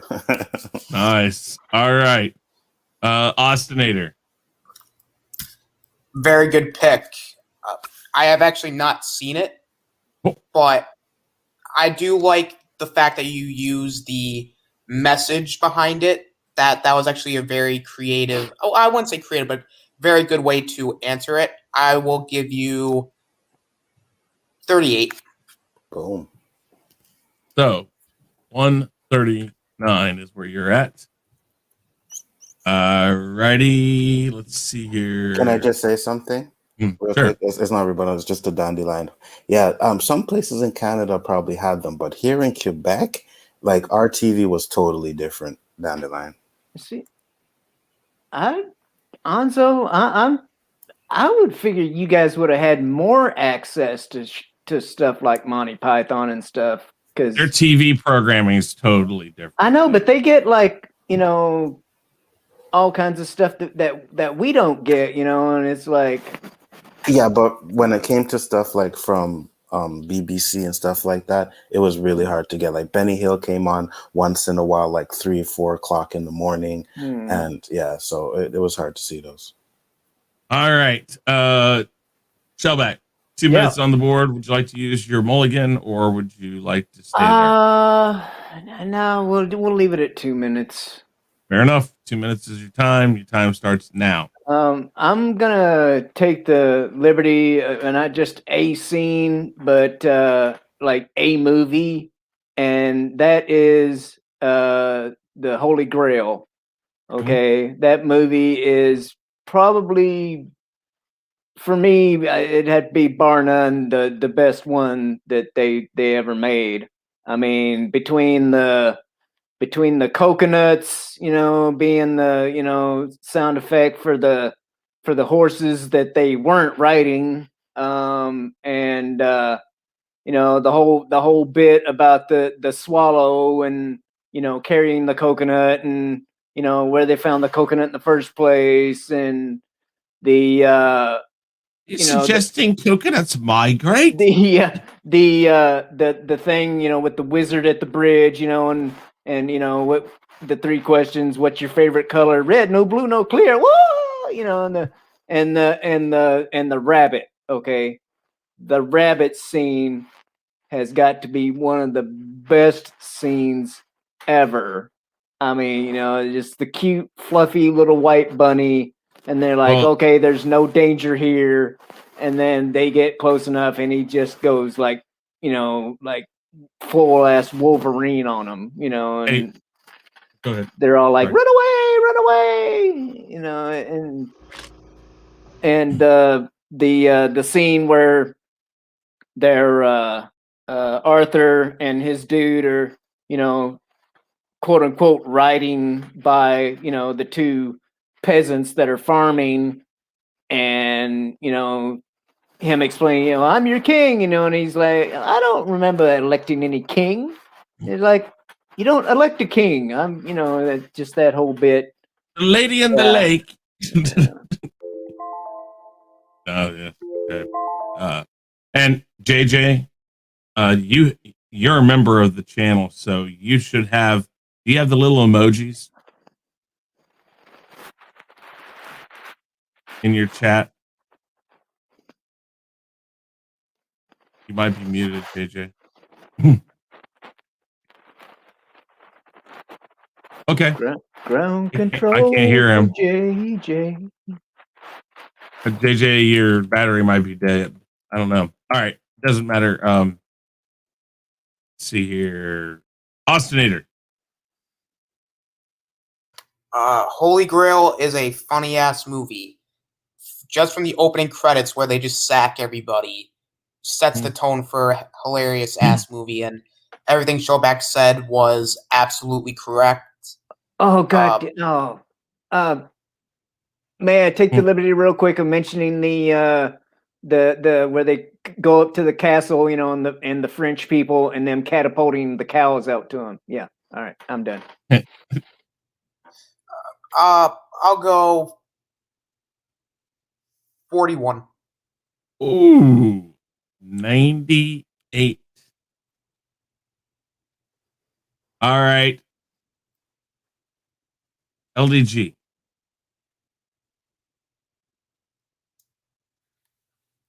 LDG. I'm losing people here. LDG, can you hear me? Earth to LDG. Maybe him and JJ went to the bathroom together. Oh, jeez. I hope they're not holding hands again. All I've told them that's not their hand they're holding. I love how you got the damn Jeopardy music. About damn time. Jeez. Where'd you go? Oh, me. I'm next. Sorry, my fault. All right, I'm ready. Let's do this. I called your name. I'm Hello, volume. Sorry, things McFly. going on. My fault. Go ahead. Rock and roll. I'm ready for this. Let's do this. 2 minutes. Why did I think JJ was going next? All right. All right. Go. Shoot for 2 minutes. I'm good. Go. All right. So favorite Python would be Flying Circus, The Argument Clinic. The first time I saw that was I laughed out my. It was absolutely hilarious. And I kind of see it was funny. Kind of like the internet. Like any kind of thing that you want, you can find it online. The guy comes to have an argument. He thrives off argument. God forbid we have YouTube channels where you can go to if you like to hear people arguing about anything. He walks into the first room and it's the abuse room. The guy's verbally abusing him. He walks into the wrong room. He's like, "Hello, you're in the wrong room. You're over there. This is abuse." He finally goes into his room. A lot of people in my day, but you. Oh my God, it's so funny. I'm going to be laughing through half of this. He finally makes it into the argument room.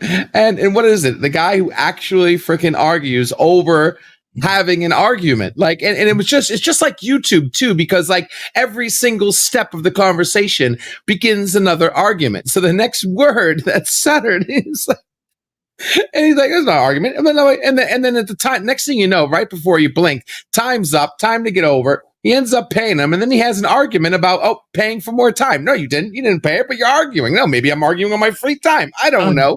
And then it ends breaking the fourth wall.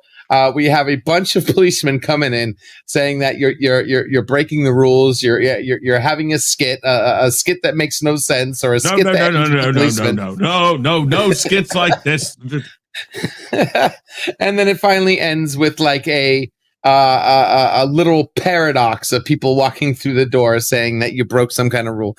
Overall, I would say that skit by itself was like a 9 out of 10. Freaking hilarious. If you haven't checked it out, check out the Argument Clinic on Monty Python's Flying Circus. That's nice.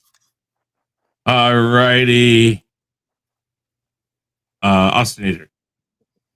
All right. LDG went very descriptive about it, laughed throughout. It's actually kind of a nice little way to, I guess, market Monty Python with laughter and such. I'll go with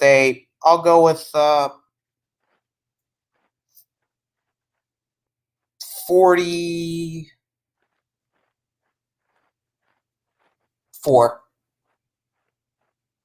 So that would be 99.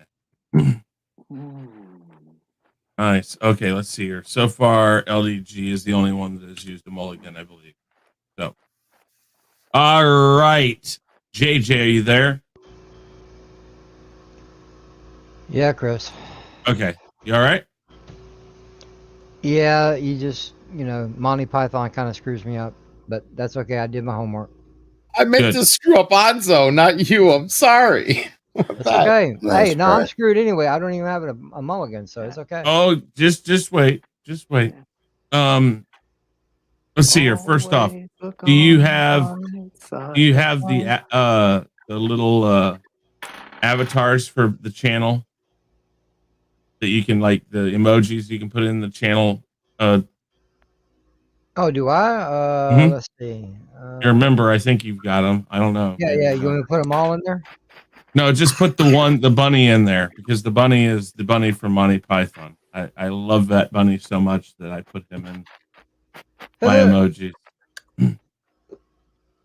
Run away! There you Thumbs up. I've never seen anybody use them, so. I forgot Can't they were you there. use them? Mm-hmm. Yeah, right there. It's just a little one that says "Run Away" on it. All right. 2 minutes. JJ, time starts now. All right, I've said this before on an earlier show with Chris's Monty Python bullshit. Never really got into it. Never really watched it. My main thing when I was able to catch it as a kid was Benny Hill. Loved the comedy, even though I didn't quite understand it until I was older. But as far as a Monty Python skit, I would have to say being we all have a history of being a patron in a restaurant, but I've also worked in the restaurant industry, so I can see both sides of it, and that's the dirty fork. You come out, I've been a waiter, your silverware is dirty, I got it. But then when you go to tell whoever it is, hey, you need to make sure your silverware is clean. But then I've been on that side of it. I've been a dishwasher too. You get absolutely pissed off at it. And, the manager steps in, but then when they pull somebody in from the back, it's like you want to come out there and rip the customer's head off. It's like I'm back there busting my ass. And you want to complain about a dirty fork. We're doing the best we can with what we got.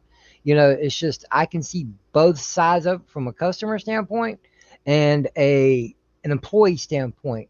And it really struck true to who I was at the time in that industry, because literally people that work in a restaurant, front of the house, back of the house, everybody is really busting their ass. And if you get bad service, well, the server may not be either A, good at his job or their job or B, they're having a really bad day.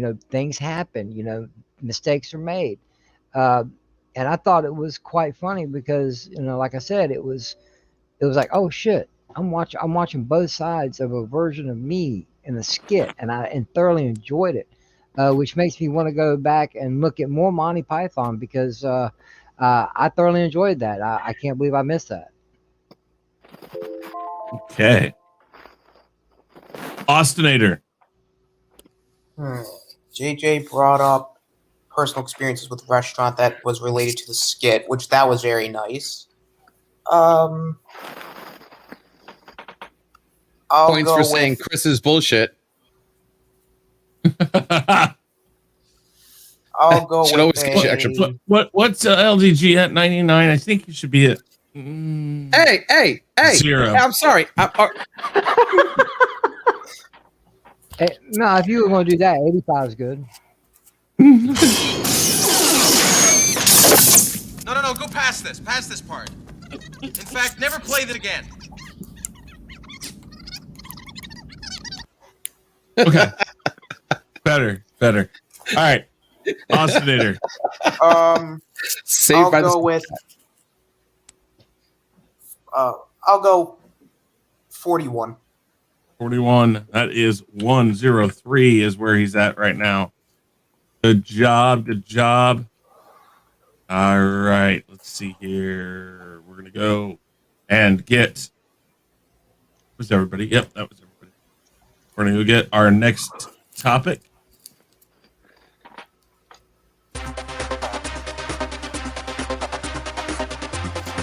And this one is for Shellback. Wait a minute. LDG didn't go, did he?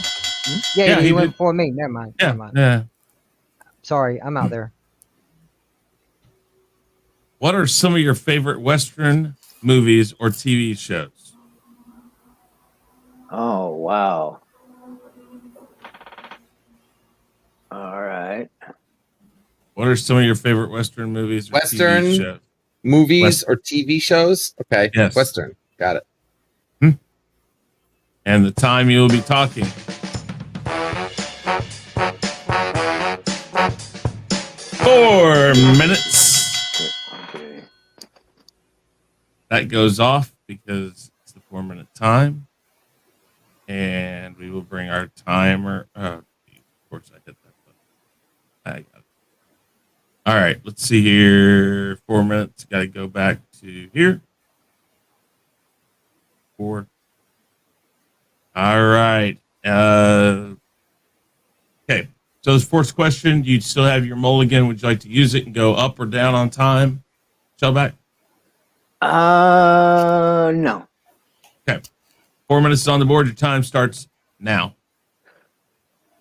Okay. TV shows. I grew up watching shows like Maverick with James Garner, Wild Wild West with Robert Conrad, who also later went to be in Black Sheep Squadron, which was also good. And I know it's not a Western, but then we had the Rifleman was also an excellent one, and that one, along with Gunsmoke, the Rifleman and Gunsmoke usually had, like a nice little, lesson to be learned, moral of the story type of thing. The other two, Wild Wild West and Maverick, were they could be serious, but the thing with them was, they had the comedic element to them. Maverick was always trying to, get out of, precarious situations, with using humor and whatnot. And then, Wild Wild West, you had, his name's slipping my mind. Anyway, the dude that was always with, coming up with all the inventions, he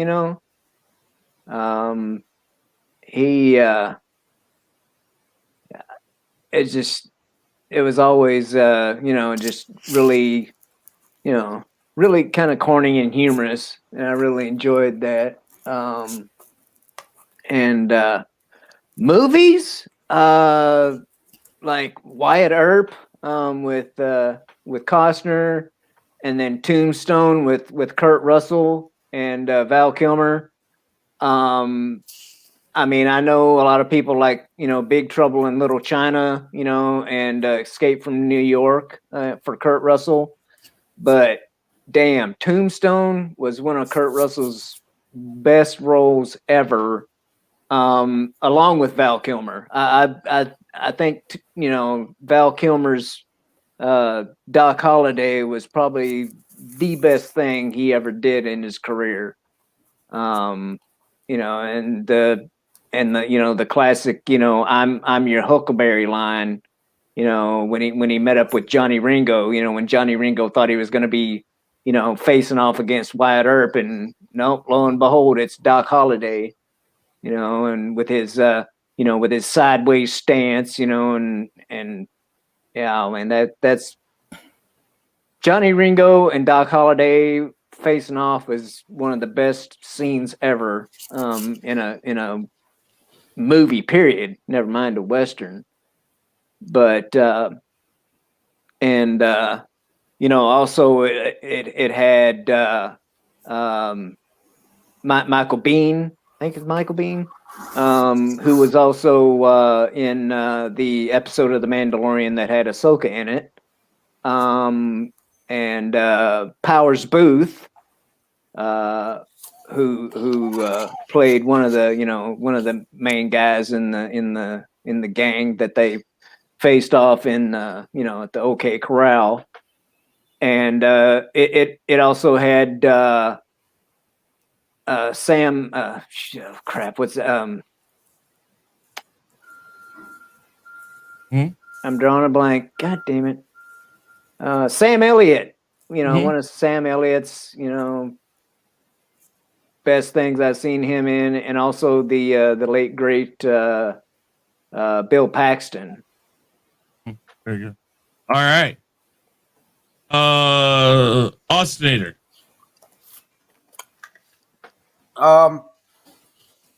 Very good. I'll give good explanation, like the variety. I'll go 30. Okay. So that is 128. All right. LDG.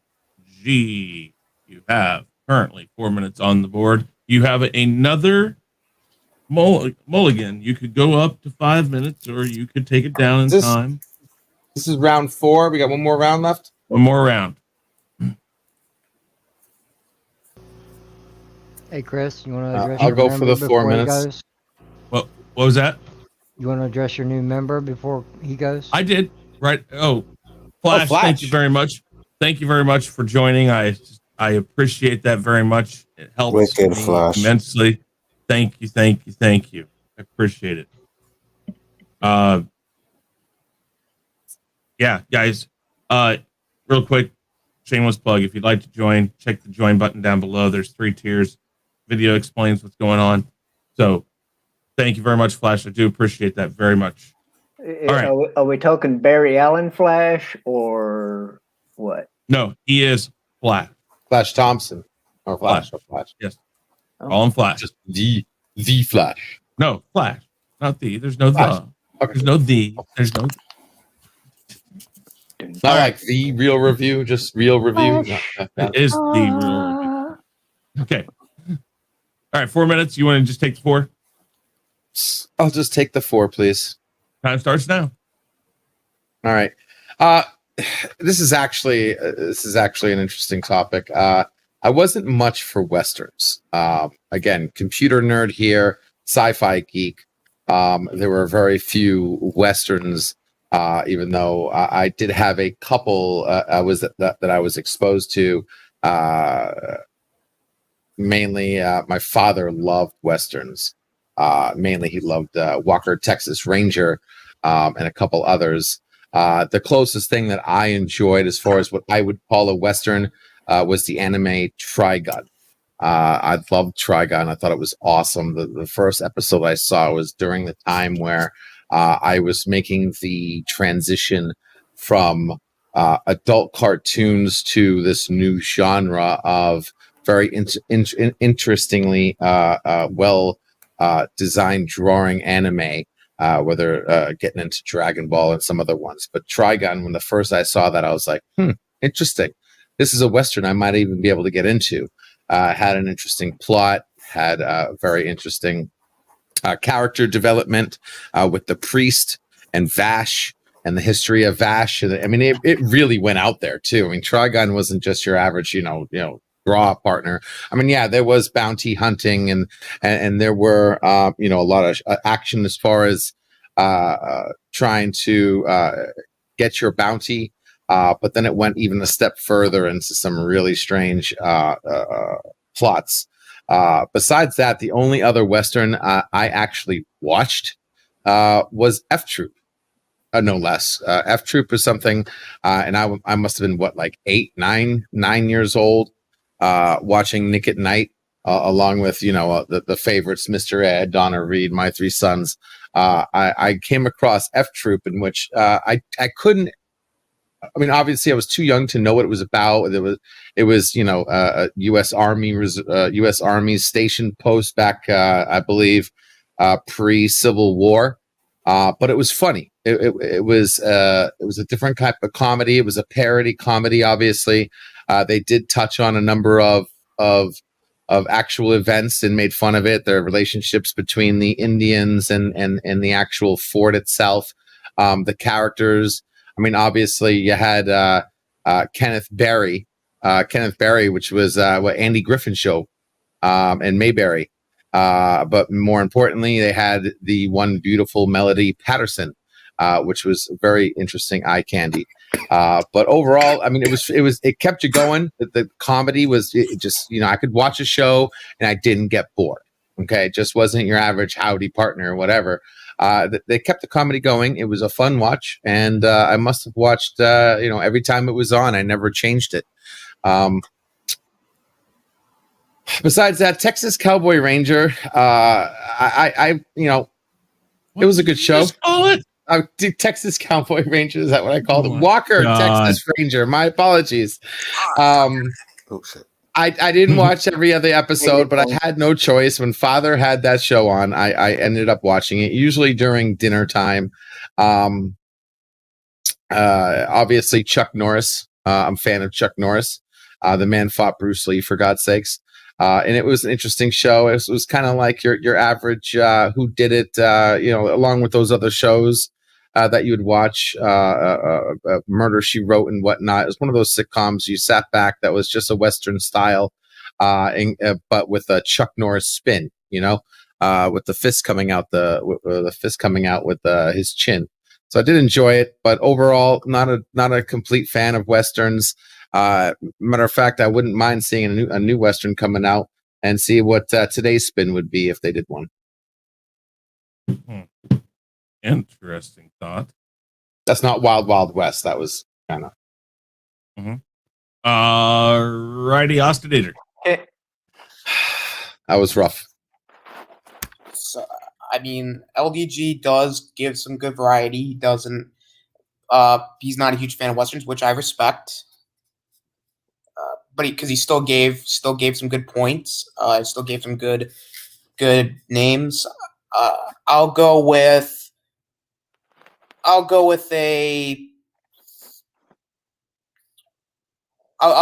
just a straight 30. Hey, LDG. That works.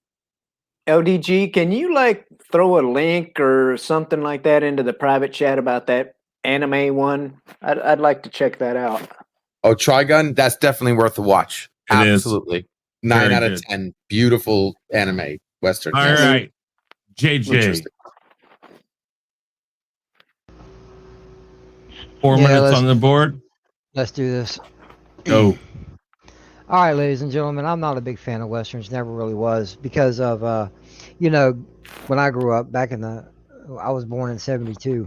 Most people only had one television in the house, but my dad loved the westerns. But as of late, I've discovered this TV channel that does nothing but classic TV, and a lot of my insomniac nights where I'm up till 5, 6 o'clock in the morning. This channel shows. I've been watching it now. A lot of great shows. Lancer, Maverick, The High Chaparral, even Bonanza.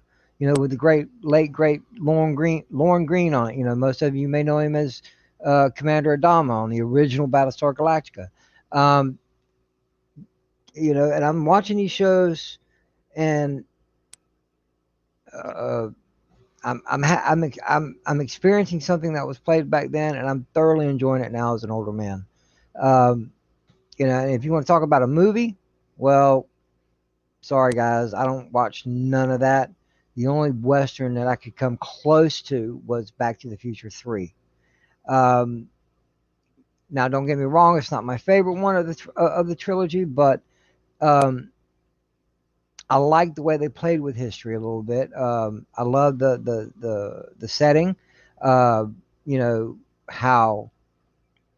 Hill Valley became the way we first see it in Back to the Future.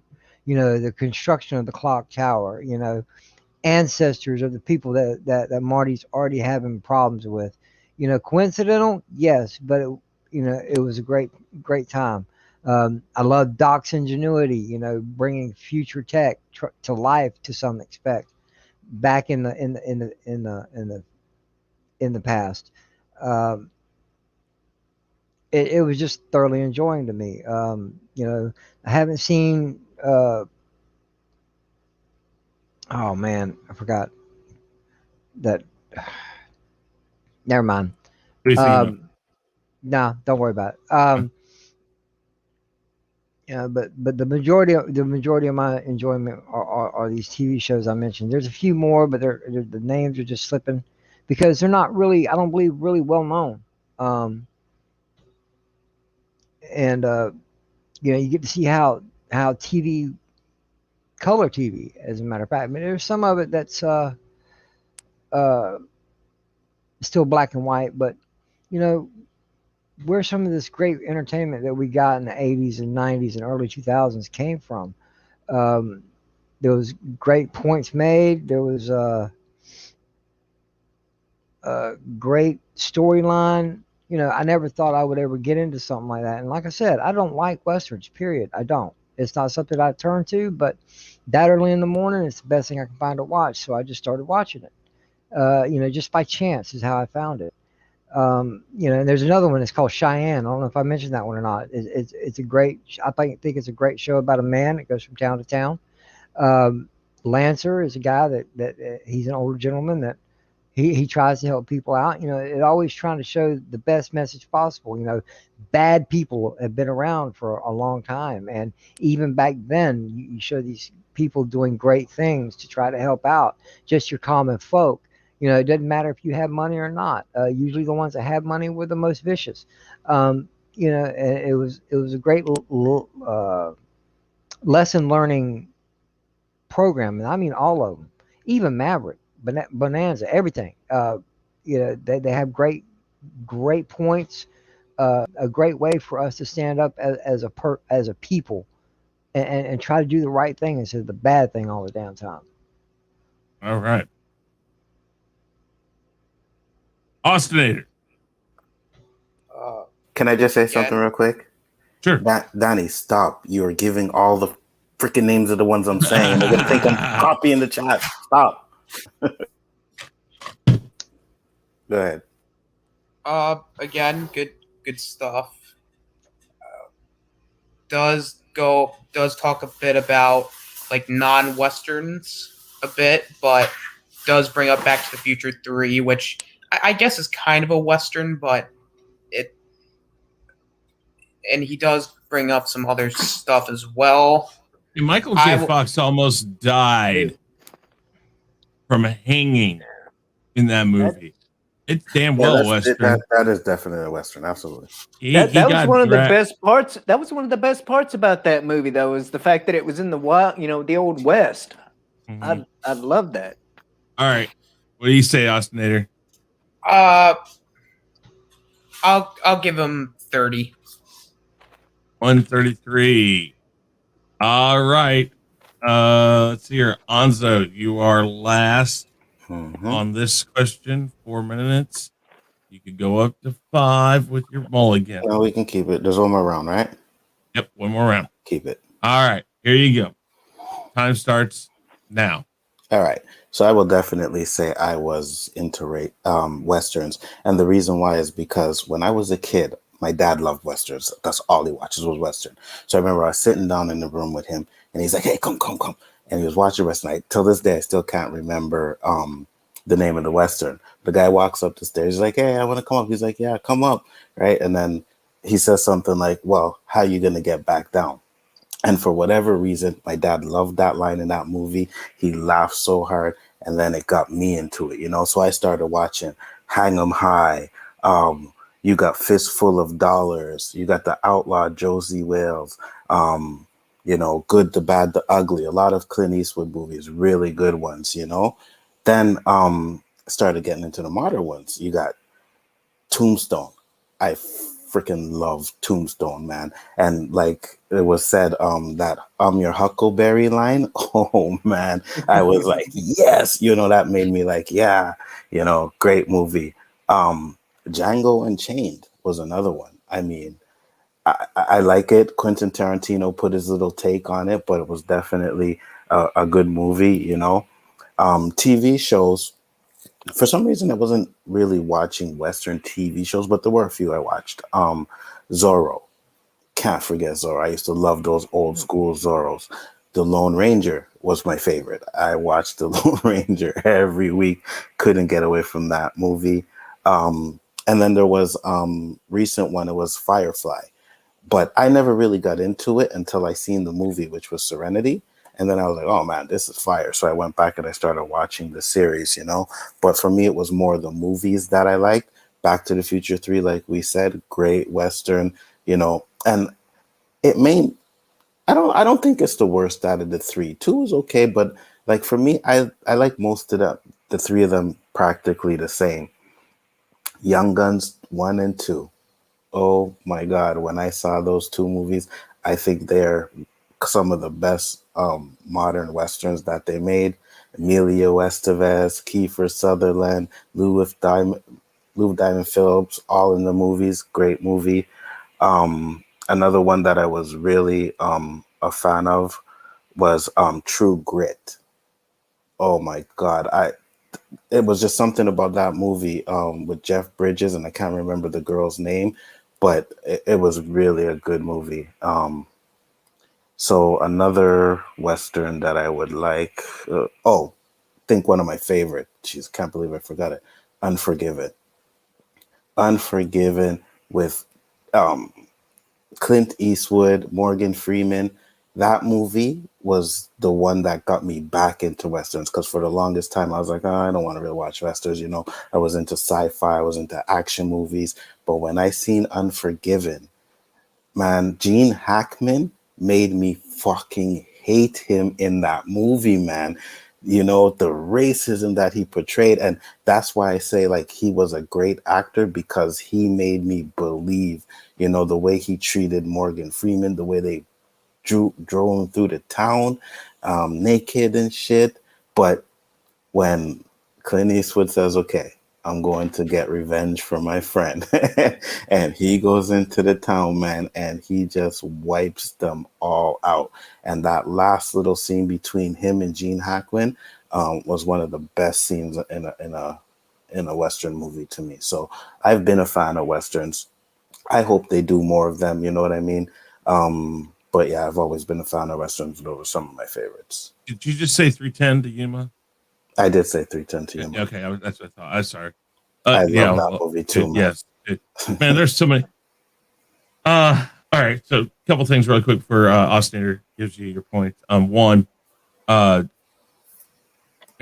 my father, my grandfather, my ex-wife's grandfather, during Thanksgiving, him and I would sit in the living room quiet watching Western.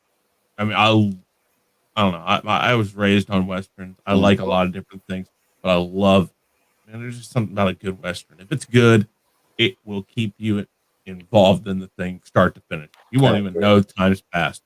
Then there's the one you guys all didn't even mention. I'm surprised. The first ever space Western, man. Star Trek. I count Star Trek still to this day, the original series, as a Western, because that is exactly what Gene Roddenberry was going for, is a space Western. Mandalorian, another space Western. Yep. The original There's only Star one Wars problem with was that. more of a Western than Star Trek. Which one? The original Star Wars. Oh yeah, I agree. Was, but was more Roddenberry's Western quote than was Star Trek. Well, Roddenberry's original quote was "wagon train to the stars." Yeah. But Anzo though, when Anzo mentioned Gene Hackman, dude, yeah, I mean, dude, at one point Gene Hackman was the hardest working, you know, the most working actor in Hollywood. Yeah, and it's you know, it's like he said. I mean, he could really just make you believe that, like, he was that particular person that he was playing. You know, yeah, it's Gene Hackman is awesome. I agree. All right, Ostinator. Talks about how he got into Westerns, goes through a bunch of the Western movies, goes through a couple of the shows, talks about how he got back into Westerns. Very, very, very solid answer. Very solid. Very solid overall. I would give it 31. 170. That's where we're at. Okay, now. Yeah, let's not give him too big of a lead. Okay. So this is how this stands. 5th round. I will not be telling you what your points are from now on. So look at your points. LEG is at 129. JJ is at 133. Anzo is at 170. Shellback is at 128. LDG, Anzo, and Shellback all have a mulligan. So listen here. JJ, you also have a mulligan in this last round. Thank you. Now, with that said, I will also be giving you a 1 to 50 or 10 to 50 score, along with Ostinator in this. Okay, I got you. Austin So and you. Yes. Now, here's the thing. Ostinators is the only one that will get doubled. I will only be giving you a single score, not double it. So whatever points we get from Ostinator is double, but then your score would be singular. There's a possible of 150 points on this last topic. Okay. How's that? Look at that. Stop throwing stuff out there. Ooh. No. I know there's probably a couple on the panel that'll disagree, but I just want to say thank you. You're welcome. Doesn't give you the win. I think it's close. I know that. I think it's close, and I want it to stay close. Final question. Oh, no, don't start that. Don't start that. Oh. I made sure my nose was nice and clean before I said that.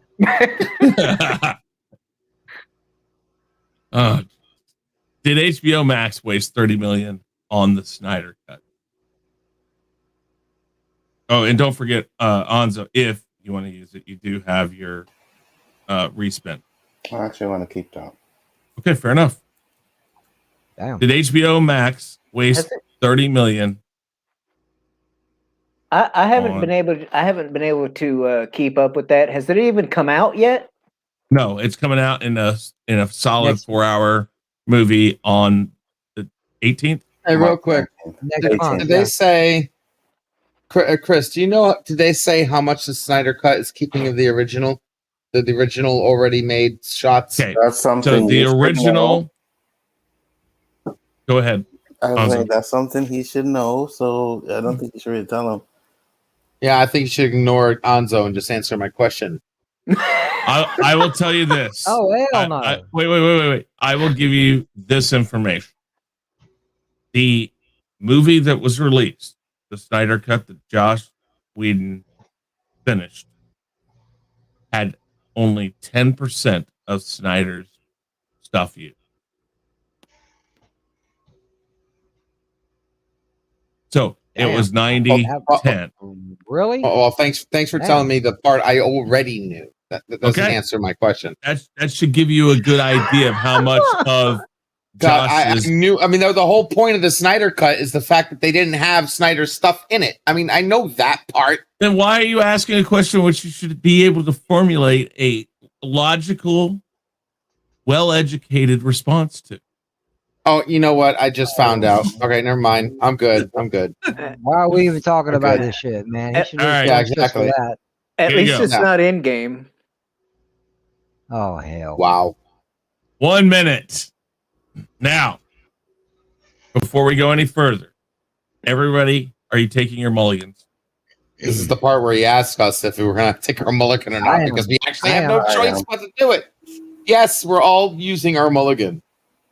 All right. Is everybody just going to do 2 minutes and call it good? Yeah, sure. You ain't spun for the time yet. I do more, but I didn't get extra for 5 minutes. So why? Yeah. Use it or lose it. 1 minute is where it's at. So, all right, we'll just do this as we go along.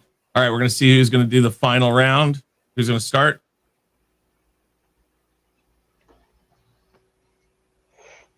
JJ. So, was my name taken off, or? Yeah, because you were first. Oh, yeah. Sorry. I'm not complaining. All right. So, 2 minutes on the board. 2 minutes on the board. That's where we're going. 2 minutes. So, boom. 2 minutes starts now. Okay. For right now, you can't really say if they wasted 30 million because we don't know. We haven't seen it. The only thing I can say is I recently watched Justice League, and knowing that basically 90% of it was Joss Whedon's, I can't wait to see what Zack Snyder had in mind. It doesn't matter if it's 2 hours, 3 hours, 4 hours, 5 hours. It doesn't matter. It's something I can't wait to see. Right now it's a big gamble, but it's a gamble that HBO Max is willing to take. And who's behind this? Warner Brothers, AT&T, who? Yes. Either one of those. They're taking a gamble on this, and hopefully that when the Snyder Cut comes out, a lot of people will either A, say, damn, that was a good movie, or B, you're going to see a lot of videos breaking it down saying, well, this was shit, that was shit. It's what YouTubers do. That's what we do. Because I know we may have a conversation about it as a group at one point in time, but it's too early to tell if they've wasted money or not, because we don't even know what the final product looks like. To me, this is pardon me, but I think it's a redundant question because we don't know. All we can go is by what screenshots we've seen, if any. They just recently released what the Joker is going to look like in this movie, and even though I think he's going for looks more like of a remake of a Crow, but still it looks more like the Joker than what we got in Suicide Squad. And it's the same character. But yeah, I'm sorry, guys. It's way too early to tell if they legitimately wasted or not, and that's from a consumer point and a business standpoint. You don't know until it happens. Yeah. Okay, very good, very good. Austinator makes a lot of good points because we don't know if it is, then no, but if not, then yeah, it's a waste. As far as what I'm going to give 42. Ooh. Answer to life. Answer to every question. 42.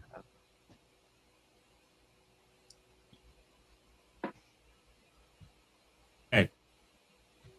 Up next is Onzo. Onzo, do you want to keep that 2 minutes? Nope. It was a minute. I'm It's going to up. 5. 5 minutes. Awesome. 5 minutes. Time starts now. All right.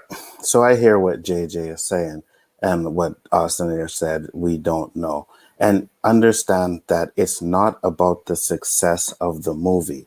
This movie is there to bring people to HBO Max. HBO Max has a lot of movies coming out. There's the little things that came out already. There's Godzilla versus Kong, Mortal Kombat, all these movies that are coming out on HBO Max. But DC, this one, Justice League, is the biggest one. It's the biggest movie that's going to be showing on their network. They're not trying to make a lot of money off of it because whether it's a success or a failure, people are going to get HBO Max just to watch it. You're going to have the haters that are going to be like, oh, I told you it was crap. It was this and it was that. And then you're going to have the ones that are like, oh, my God, it was the best thing since sliced bread. So at the end of the day, for HBO Max, it's a win-win. HBO Max paid the money to get it because they knew that's what they were doing. Warner Brothers had no plans to bring out a Snyder Cut. You know what I mean? They had absolutely no plans. But what happened was HBO Max, they needed something to get on their platform. I believe they paid Warner Brothers to use it. Warner Brothers said, okay, there was a little bit of an internal fight from what I read, if I'm not mistaken. It was a while ago, but it was like an internal fight to get it because there's certain factions in Warner Brothers that don't want it to come out, right? Because if it comes out and it's a success, then that makes Warner Brothers look bad for messing up the movie. Like LDG said, or what it was said, only 10% of Justice League was used in Josh Whedon's movie. And what we are going to get is going to be a 100% totally different movie. He said, and came from Snyder's mouth directly, is that anything that Josh Whedon put in that movie is not going to be in his movie. So that's why I'm thinking we're going to get a different Flash. You know what I mean? He brought out the pics of the Joker, and those Joker pics look fire. I'm like, why the hell didn't they do that before? So just remember that whatever this movie does, and even the fact that it's coming out on HBO Max, we'll never get to know the real value of what it would have made if it came out in the theaters. You know what I mean? So like I said, HBO Max was banking on the fact that this movie is going to bring a lot of subs to their channel.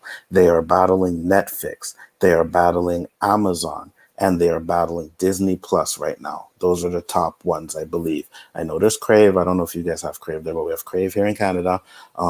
There's Crackle. There's Paramount. Like all these streaming services are coming out now. Sooner or later, TV is going to be obsolete and all we're going to have is streaming services. And it's gonna get that way sooner or later.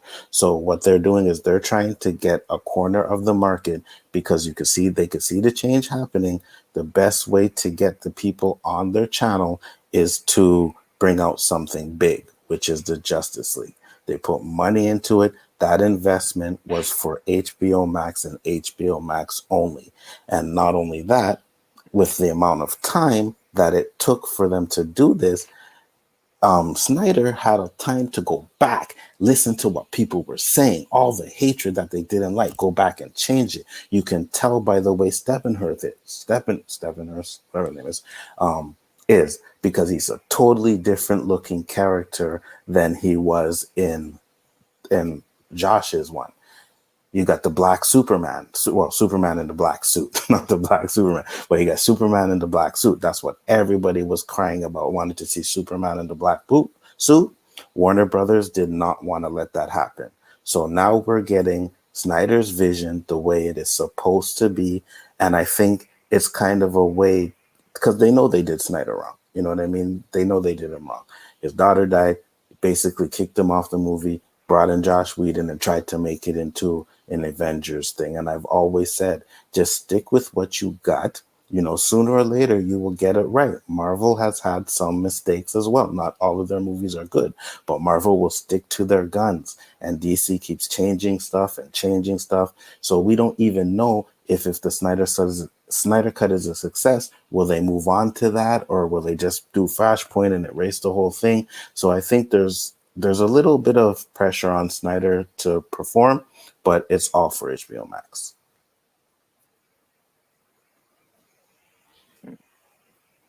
All right. Austin, what do you think? Great points as well. Again, we don't know if the movie's going to be good or bad, but it will more than likely make a bunch of money. And you do make a lot of great points with the competitions between the streaming services.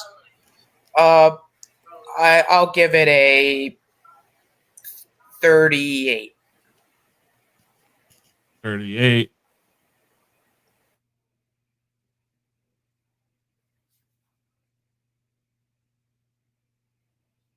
Doing the math here, guys. So hold on here.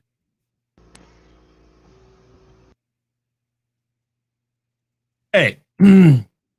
And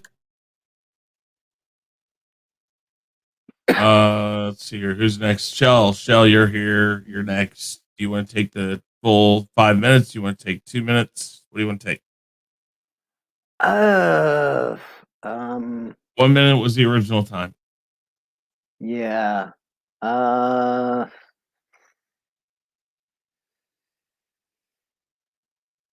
3? Is that a question or a statement? Yes. Okay. 3 minutes on the board. He should have just went ree. Well, hold on. No. All right, 3 minutes on the board. Your time starts now. Yes. I predict that it will be worth the money.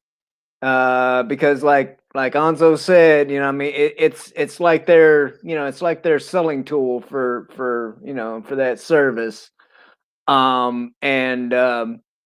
You know, seeing as how, you know, the way things went, you know, with Zach, you know, and the situation with his daughter and all that. And I mean, he has absolutely no reason to not knock it out of the park. You know, just for a big giant FU to freaking Joss Whedon and the other yahoos that gave us the crap that we got. Also, I might be a little partial because I really liked, you know, the Man of Steel. I mean the part at the end where he snaps Zod's neck, you know, to get him, you know, because he, you know, Zod wouldn't stop, you know, with the laser vision, you know, and I mean he was just, you know, killing too many people and just doing too much damage, and you know he's pleading and pleading with him, and just the anguish, that you saw in his face, when he realized that he was going to have to kill, Zod, one of the only people that he knew that existed from his home planet. I a lot of people, bitch about that, going, no, that's not Superman and all that. But I think, just like Christopher Reeve was, the Superman for the 80s,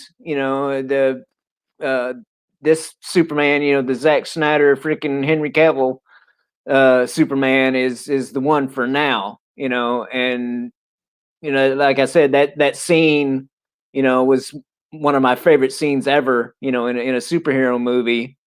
And I like the quote unquote darker, grittier, Superman.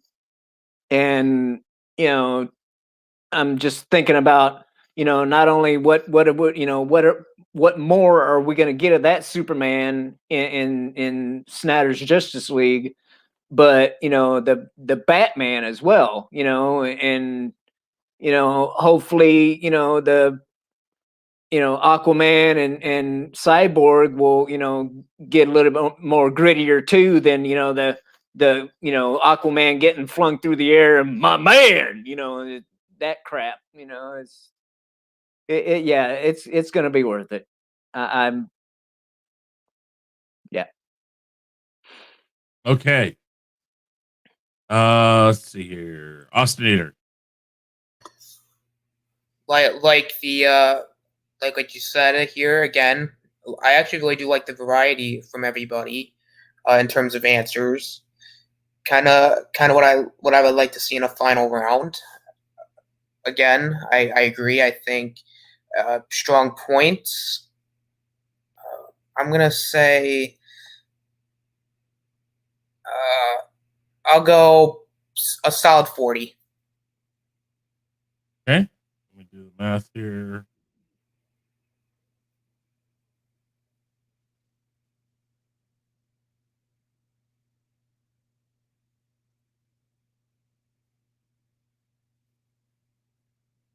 I'm right.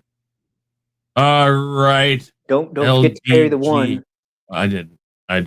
LDG. All you have to do is go up to 2 minutes. What do you want to do? We're at 2 minutes, right? So go up to 1 minute. 3 minutes. 1 minute is the original time. Oh, yeah, go up to 2 minutes. Yeah, 2 minutes is fine. 2 minutes, and your time starts now. All right. I mean, is it going to be a waste? No, they already made the money. I mean, what about the $300 million to make the first version of the movie? An extra $30 million? Are you kidding me? Obviously, I mean, there was quite a bit of fan reaction that got us the Snyder cut in the first place. But just like Anzo said, there's a secondary reason. They want to push HBO Max. They want something that people get behind, and the only way they're going to do that is getting behind something the people want, where everything starts, right?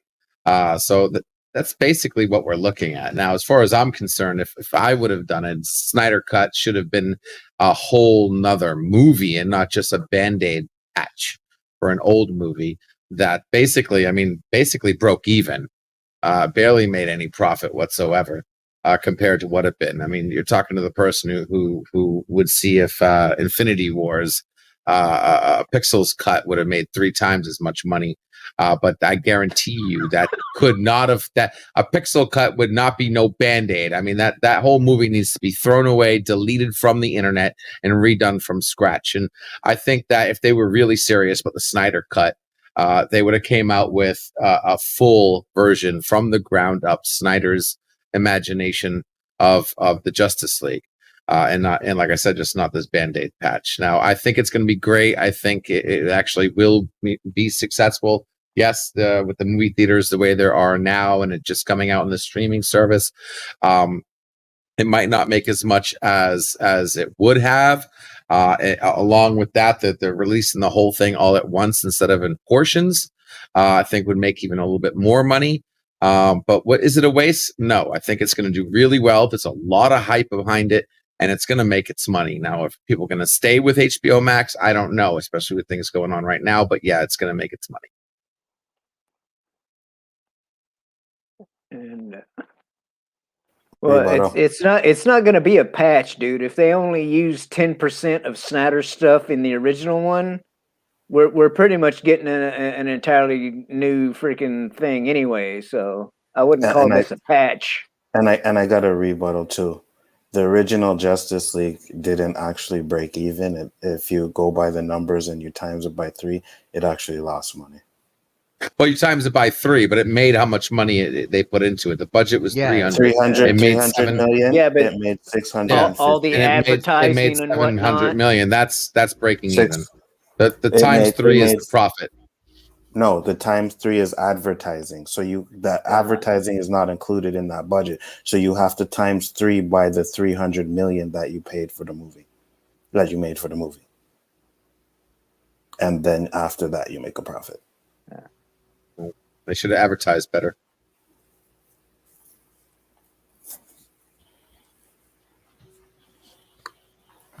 We'll see. I still want to see what they do with the Flash because, oh my God, he was horrible.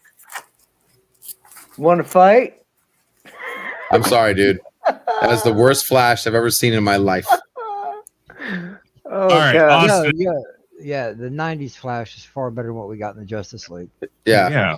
All right. I could play a better Flash. Austin.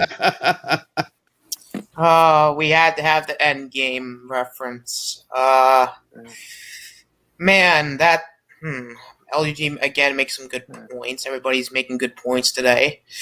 Let's see here. What am I gonna give you, LDG? What am I gonna give you?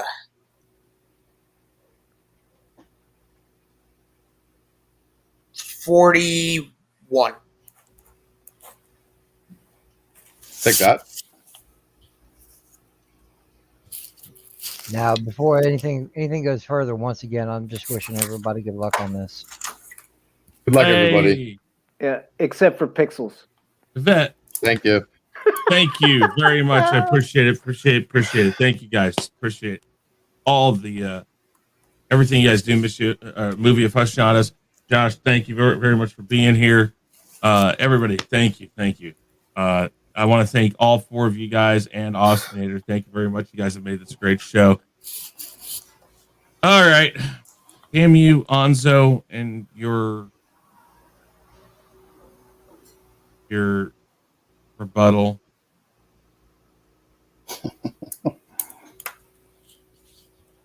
Oh, wait. Okay, I gotta make sure I'm doing the right thing here. Share screen. Guys. Here's the thing. I mean, Austinator doesn't even know what I put up there. I put it up before he even gave me his total. Your 5 points, Onzo, tied you to JJ. So, okay. I have a final 5. I'm almost tempted, because we're going to do this like this, to give all 4 of you a chance on this one. But that's up to you guys. Personally, it's I up don't between believe that. JJ and Onzo. I don't think it's right, but it's your show, Chris. All right. JJ and Onzo. I will take this off. I will put up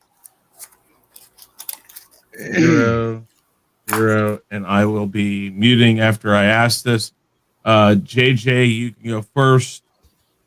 Onzo, you will go second. I'm going to ask the question, and then you guys will give me the answer. Like I said, I'll mute so you don't hear if I click it on it. So you're not pushing everybody else to the back like you normally do?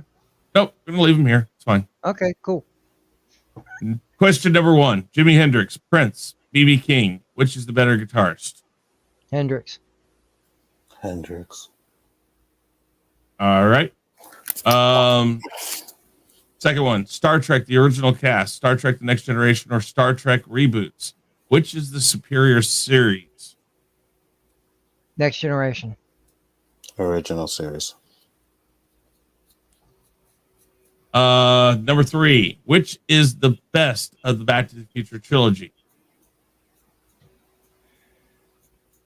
2. 1. Number 4. Who has been the best Superman? Dean Cain, Christopher Reeve, Henry Cavill, Tom Welling, or Brandon Routh? Ruth, whatever you want to call it. Christopher Reeve. Christopher Reeve.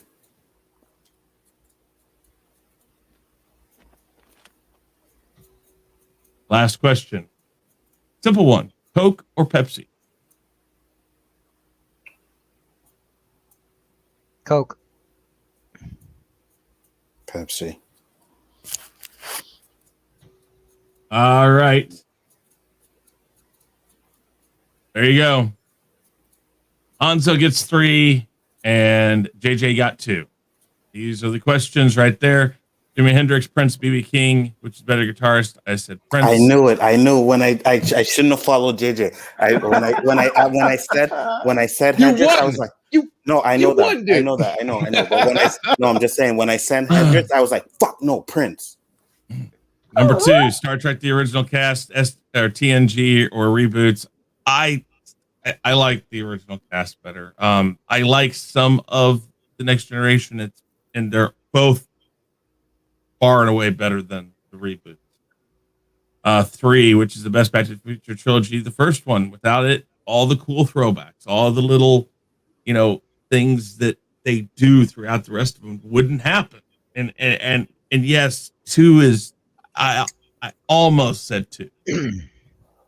Almost said 2, and I thought, but 2 wouldn't have happened had you not gotten 1. And none of the stuff that's funny in 2 or 3 would be funny without 1. Yeah, but Chris, in your opinion, which one is the best? I'm talking the best film, not storyline wise, the best film. I still say 1 because I don't get the enjoyment out of if they interject the funny things in 2. Then it doesn't make as much sense as setting it up. They literally set up almost everything from the other 2 in the first one. And it was like, I got that. Let me reiterate. Let me reiterate the question. Okay, when you sat down and like, hey man, I want to watch Back to the Future. What's your first pick? 1. I will watch that 1 through 3. That's how I do it. I will. I don't pick a. That's not one I like to go in the middle of. Okay, no, that's cool. That's cool. I just wanted to make sure that I understood it right. You guys both got. I didn't put the answer on that one. I don't know why, but it is Christopher Reeve. That's I think who it is. And then Coke or Pepsi. Coke. That's what I got.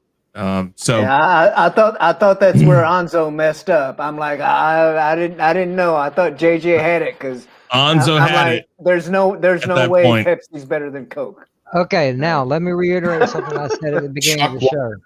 I made it clear that if I lost, it wasn't because of y'all. It was because of Chris. Because here we go. It was his final 5. First off, if you had 1, you're absolutely right. If you had 1, it would have been because of Chris too. Because yeah, I know. I honestly, in my opinion, ultimately, I don't think I should have had a mulligan. Okay. No, exactly. It's all right. I mean, if I would have won, the chat would have rioted. But there was no chance you were winning anyways. Yeah. It was always between me and JJ. Oh yeah, always. Well that damn swap points bull crap, man. I swear to God, dude. Well, if you would have won, we would have had to have sitting through a freaking half-hour acceptance for 4 days straight. All right, guys. You know you like it. I just want to say, man, good job, good game by everybody, man. It was fun for sure. Yeah. And good job, Austin. JJ gave me a hard ass time. Actually, no, Austin didn't. Not a good job. Horrible. You gave everybody more points than me. I went up 5 minutes. You gave everybody more points than me. I went up 5 points too. I was trying to make the game as fair as possible. I'll give you that because I know. I try to do that. Your ass too. What? I know Chris told you to keep it fair, and it's fine. I get it. I did. Oh, yeah, absolutely. Because I don't want it not to be fair. Mm-hmm. And I asked no biases, That's why I didn't tell them what I put on the last one. I just wanted to make it really competitive, and it was. I thank you guys very much. We'll be back to the old rules of spinning to see how it went, how we win, the final 5 and all that, probably starting this next week. In fact, I believe Mad Mardigan is going to be on next week to try to get one of these certificates. The self-proclaimed champion. Yes, the one that doesn't have a certificate. Well, we actually now have a real grand champion. We have a grand champion. I have said it over and over on every stream. You know what? That I was going to win this. And don't be like Pixels. Don't be like Pixels. Yeah, I was going to say he's quickly overriding the windbag trophy. Sorry. See, we would have to deal with it. Here, right? Put the AC on. Give me a second. We had to deal with Onzo now in far worse conditions than LDG ever could be, because now Onzo will never shut up about it. That's not true. Hold on. That's not true. I never really talk about the other games that I won. You know what I mean? If it comes up, I'm gonna bring it up, but I'm not gonna be on every stream saying I am the champion. Check out Onzo in the next 10 minutes on Biggaford Entertainment while he dances on our avatars. That's a fucking good idea, bro. Hell no. All right, guys. Let's wrap this up. Let's get everybody to tell you where you can find them and all that great stuff. Let's start out with our wild card. Austinator, thank you. It's a tough position to put you in just on the spot. I actually talked to him probably just a few hours as my norm. I talked to him just a few hours before the show started and said, "Hey, would you like to be the wild card?" And he took it. And you said no wild cards, eh? I said it in the first 2. I said this one. I said this one. Don't be surprised when I throw it to. I got you. I threw everything but the kitchen sink. Next time I will throw the kitchen sink. I knew a wild card coming. What threw me off was who it was. I had to. Who'd you think it would be? When Chris says expect anything, I mean expect anything. You got to know a wild card's coming in. Okay, but I was thinking of someone along the lines. I know he's physically not able because of his work schedule, but I was thinking Honstar maybe, or even or shit. We never knew. Might have been Mardigan. You never know. That's why it's called a wild card. I kind of feel like a Captain America Civil War vibe going on here, because Austinator popping in at Spider-Man and all, And then you got Thanos on the far end there. Yeah. And I had to Tony Stark you all with the snap. Really? I'm sorry, everyone. All right, Austinator, go ahead and tell everybody about yourself and where you can be found.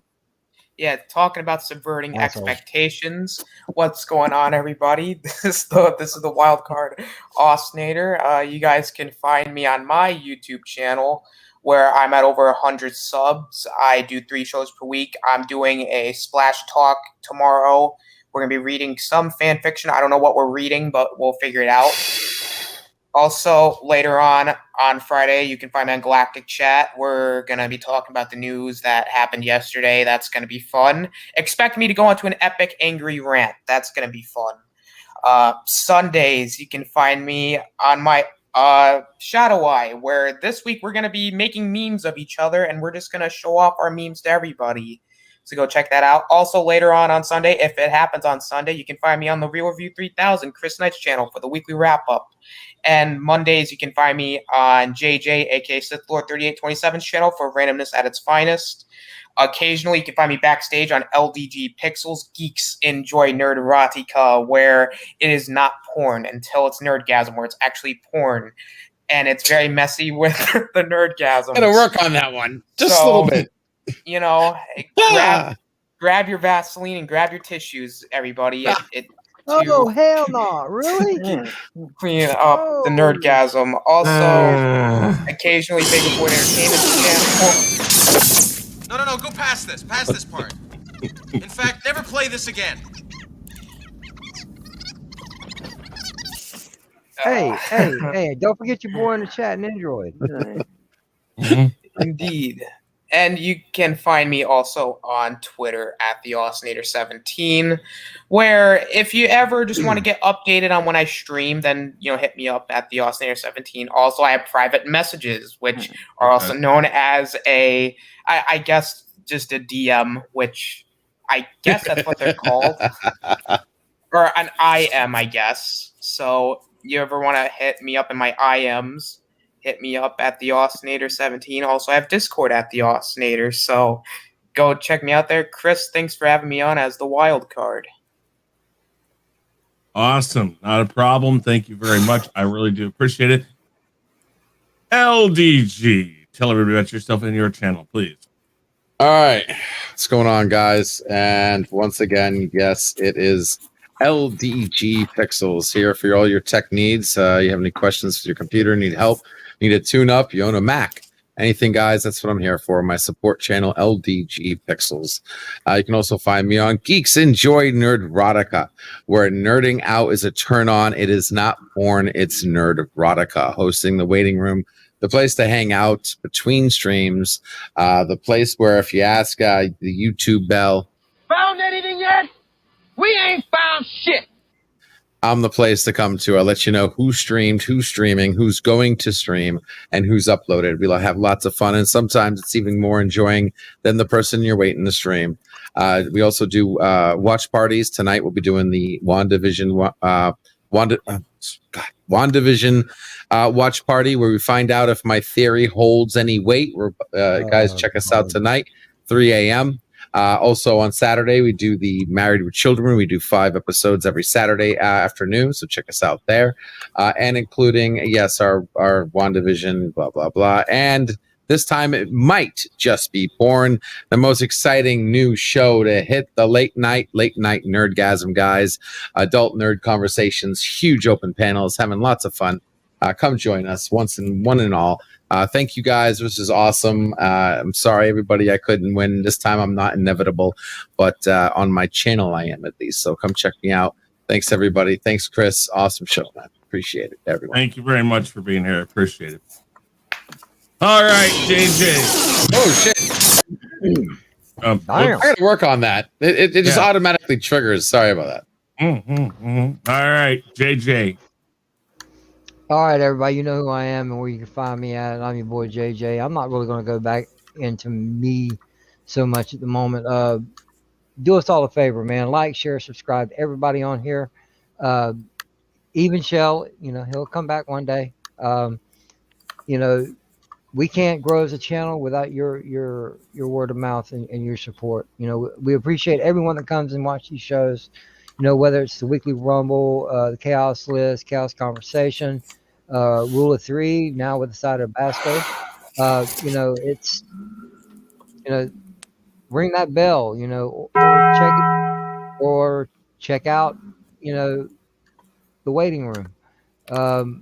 Or on Geeks Enjoy Nerdrotica. Remember, it's not porn, it's Nerdrotica. Just check us all out. We all got our own things that we do. Some of you might think it's entertaining, some of you not. But what I want to say is congratulations to my brother. Anzo, you did a great job, honestly. And I want to tell you cheers. Thank you, man. Appreciate it. All right. Up next, Shellback TJC. Blah. Shellback, tell everybody about yourself and where you can be found. Shellback TJC, YouTube, Twitter. And in about 19 minutes, you'll be able to find me on the Latino Slant, doing our X-Flix and Chill, where we watch episodes of the X-Files via Discord, and then we talk about them afterwards. And we're starting season 2 tonight, and it looks like we're also going to be talking about the TV series Deadwood a little bit. Awesome. And yes, congratulations to the man north of the border. Thank you. Better get to finding those lyrics to. Yeah. Well, I was hoping that he might have forgotten about that, but thanks for reminding him. Not a problem. Yeah. And right. Anzo, just real quick, Anzo, before you give your victory long speech and grind it in hard. That you wish you would be giving. Yeah. Congrats. Yeah, exactly. And I had a secondary speech, which I had ready, which I'm saying now. Anzo, congratulations, man. And for all the hell that I give you, I just want you to let you do know. I was just bullshitting. And you know this, man. I love you, man. Congratulations. And whatever you're about to give us, I'll take it full force. Whoa. Yeah, you You'll will. take it full force. No. Up next, the grand champion. Hang on. Man Bingo. Somebody clip that. No. Wow. Somebody clip that shit. Clip the fact that I'm gonna listen. All right, here's what this just equated to. LDG has just said he will take the Mandingo. Yeah, I know. I heard that. Yeah, exactly. No, go past this. Yeah, Exactly. you forgot to say no homo after that. So yeah. I don't think he actually forgot, but Oh. All right, ladies and gentlemen, this is your winner, Anzo of Biggaford Entertainment. Anzo, please tell everybody about your stuff, your channel. I just want to say, great show, Chris. You know, the panel and competition was fierce. LDG, I did not use my last switch because I did not want your question to come up because I knew I couldn't use my mulligan again or take your point, so I didn't want that to come up. JJ, you bullshit very well. You know what I mean? You did what you had to do. Shellback, good run. You know, you guys were definitely some fierce competition, man, and I appreciate making me work hard for this. But at the end of the day, you guys know the channel, Biggaford Entertainment. We do Rule of 3 with a side of Tabasco now, and I forgot to say that the first time. Chaos list, Rule of 3. Oh God. Yeah, anyway. Conversation. It helps to write all this down. Chaotic conversation. The OOC Square One. Square One, all these shows, man. But I do appreciate all you guys that came. I see I got a new subscriber, so thank you for that. Appreciate it. Chris, great show, man. Thank you very much, guys. Long and short of this is it's about your opinions. You all get to say what you want to say. That's really what who the winner is. You guys are all winners, in my opinion. I was just being railed about not having winners. So you guys made it here. You were the 4 that made it through to this point right here, and you guys fought to the end. I really appreciate all the time you have given me in this and all of your opinions. Thank you very much. That's what I want to tell you guys. Thank you so very much. Thank you to people in the chat. Thank you to Flash for subscribing or to becoming a member on the channel. Thanks to Yvette for the super chat. Guys, thank you very much. Every last one of you. With that said, did I even put it up? Yeah, I did. I'll do. Actually, give me just a second. I forgot to put up the new one. You know, this is what. Oh, I swear. Why do I even? You know, sometimes I expect you guys to make sure that I do things that I'm supposed to do and that I don't mess up. You know, I don't know. Who am I going to blame this on? Austinator, it's your fault. You're right. To blame for this right here, this right now. And damn it. You're right. What the hell, Chris? What the fuck are you talking about? All right. You know what? You know what this calls for? LDG, play the sad music. Oh, hell no. Oh, God, no. No. I don't want that. No. I had the old outro that I had to replace, so I forgot to replace it. Of all the things I did today, all the things that I remembered to do, the one thing I didn't remember was this. So, guys, thank you very much for watching. Everybody in the chat, all of you guys, thank you. We are officially out of here. Take it easy, guys. Peace. Please remember to like, subscribe, and never forget to ring that bell.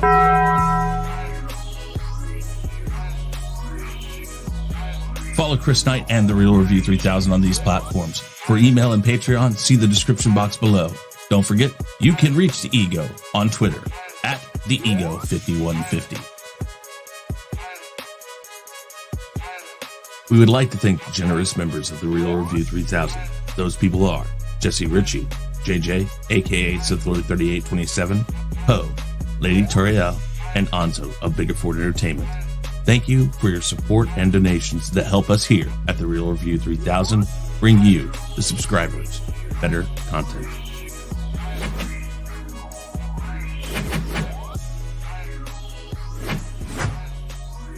I won, baby. Champion.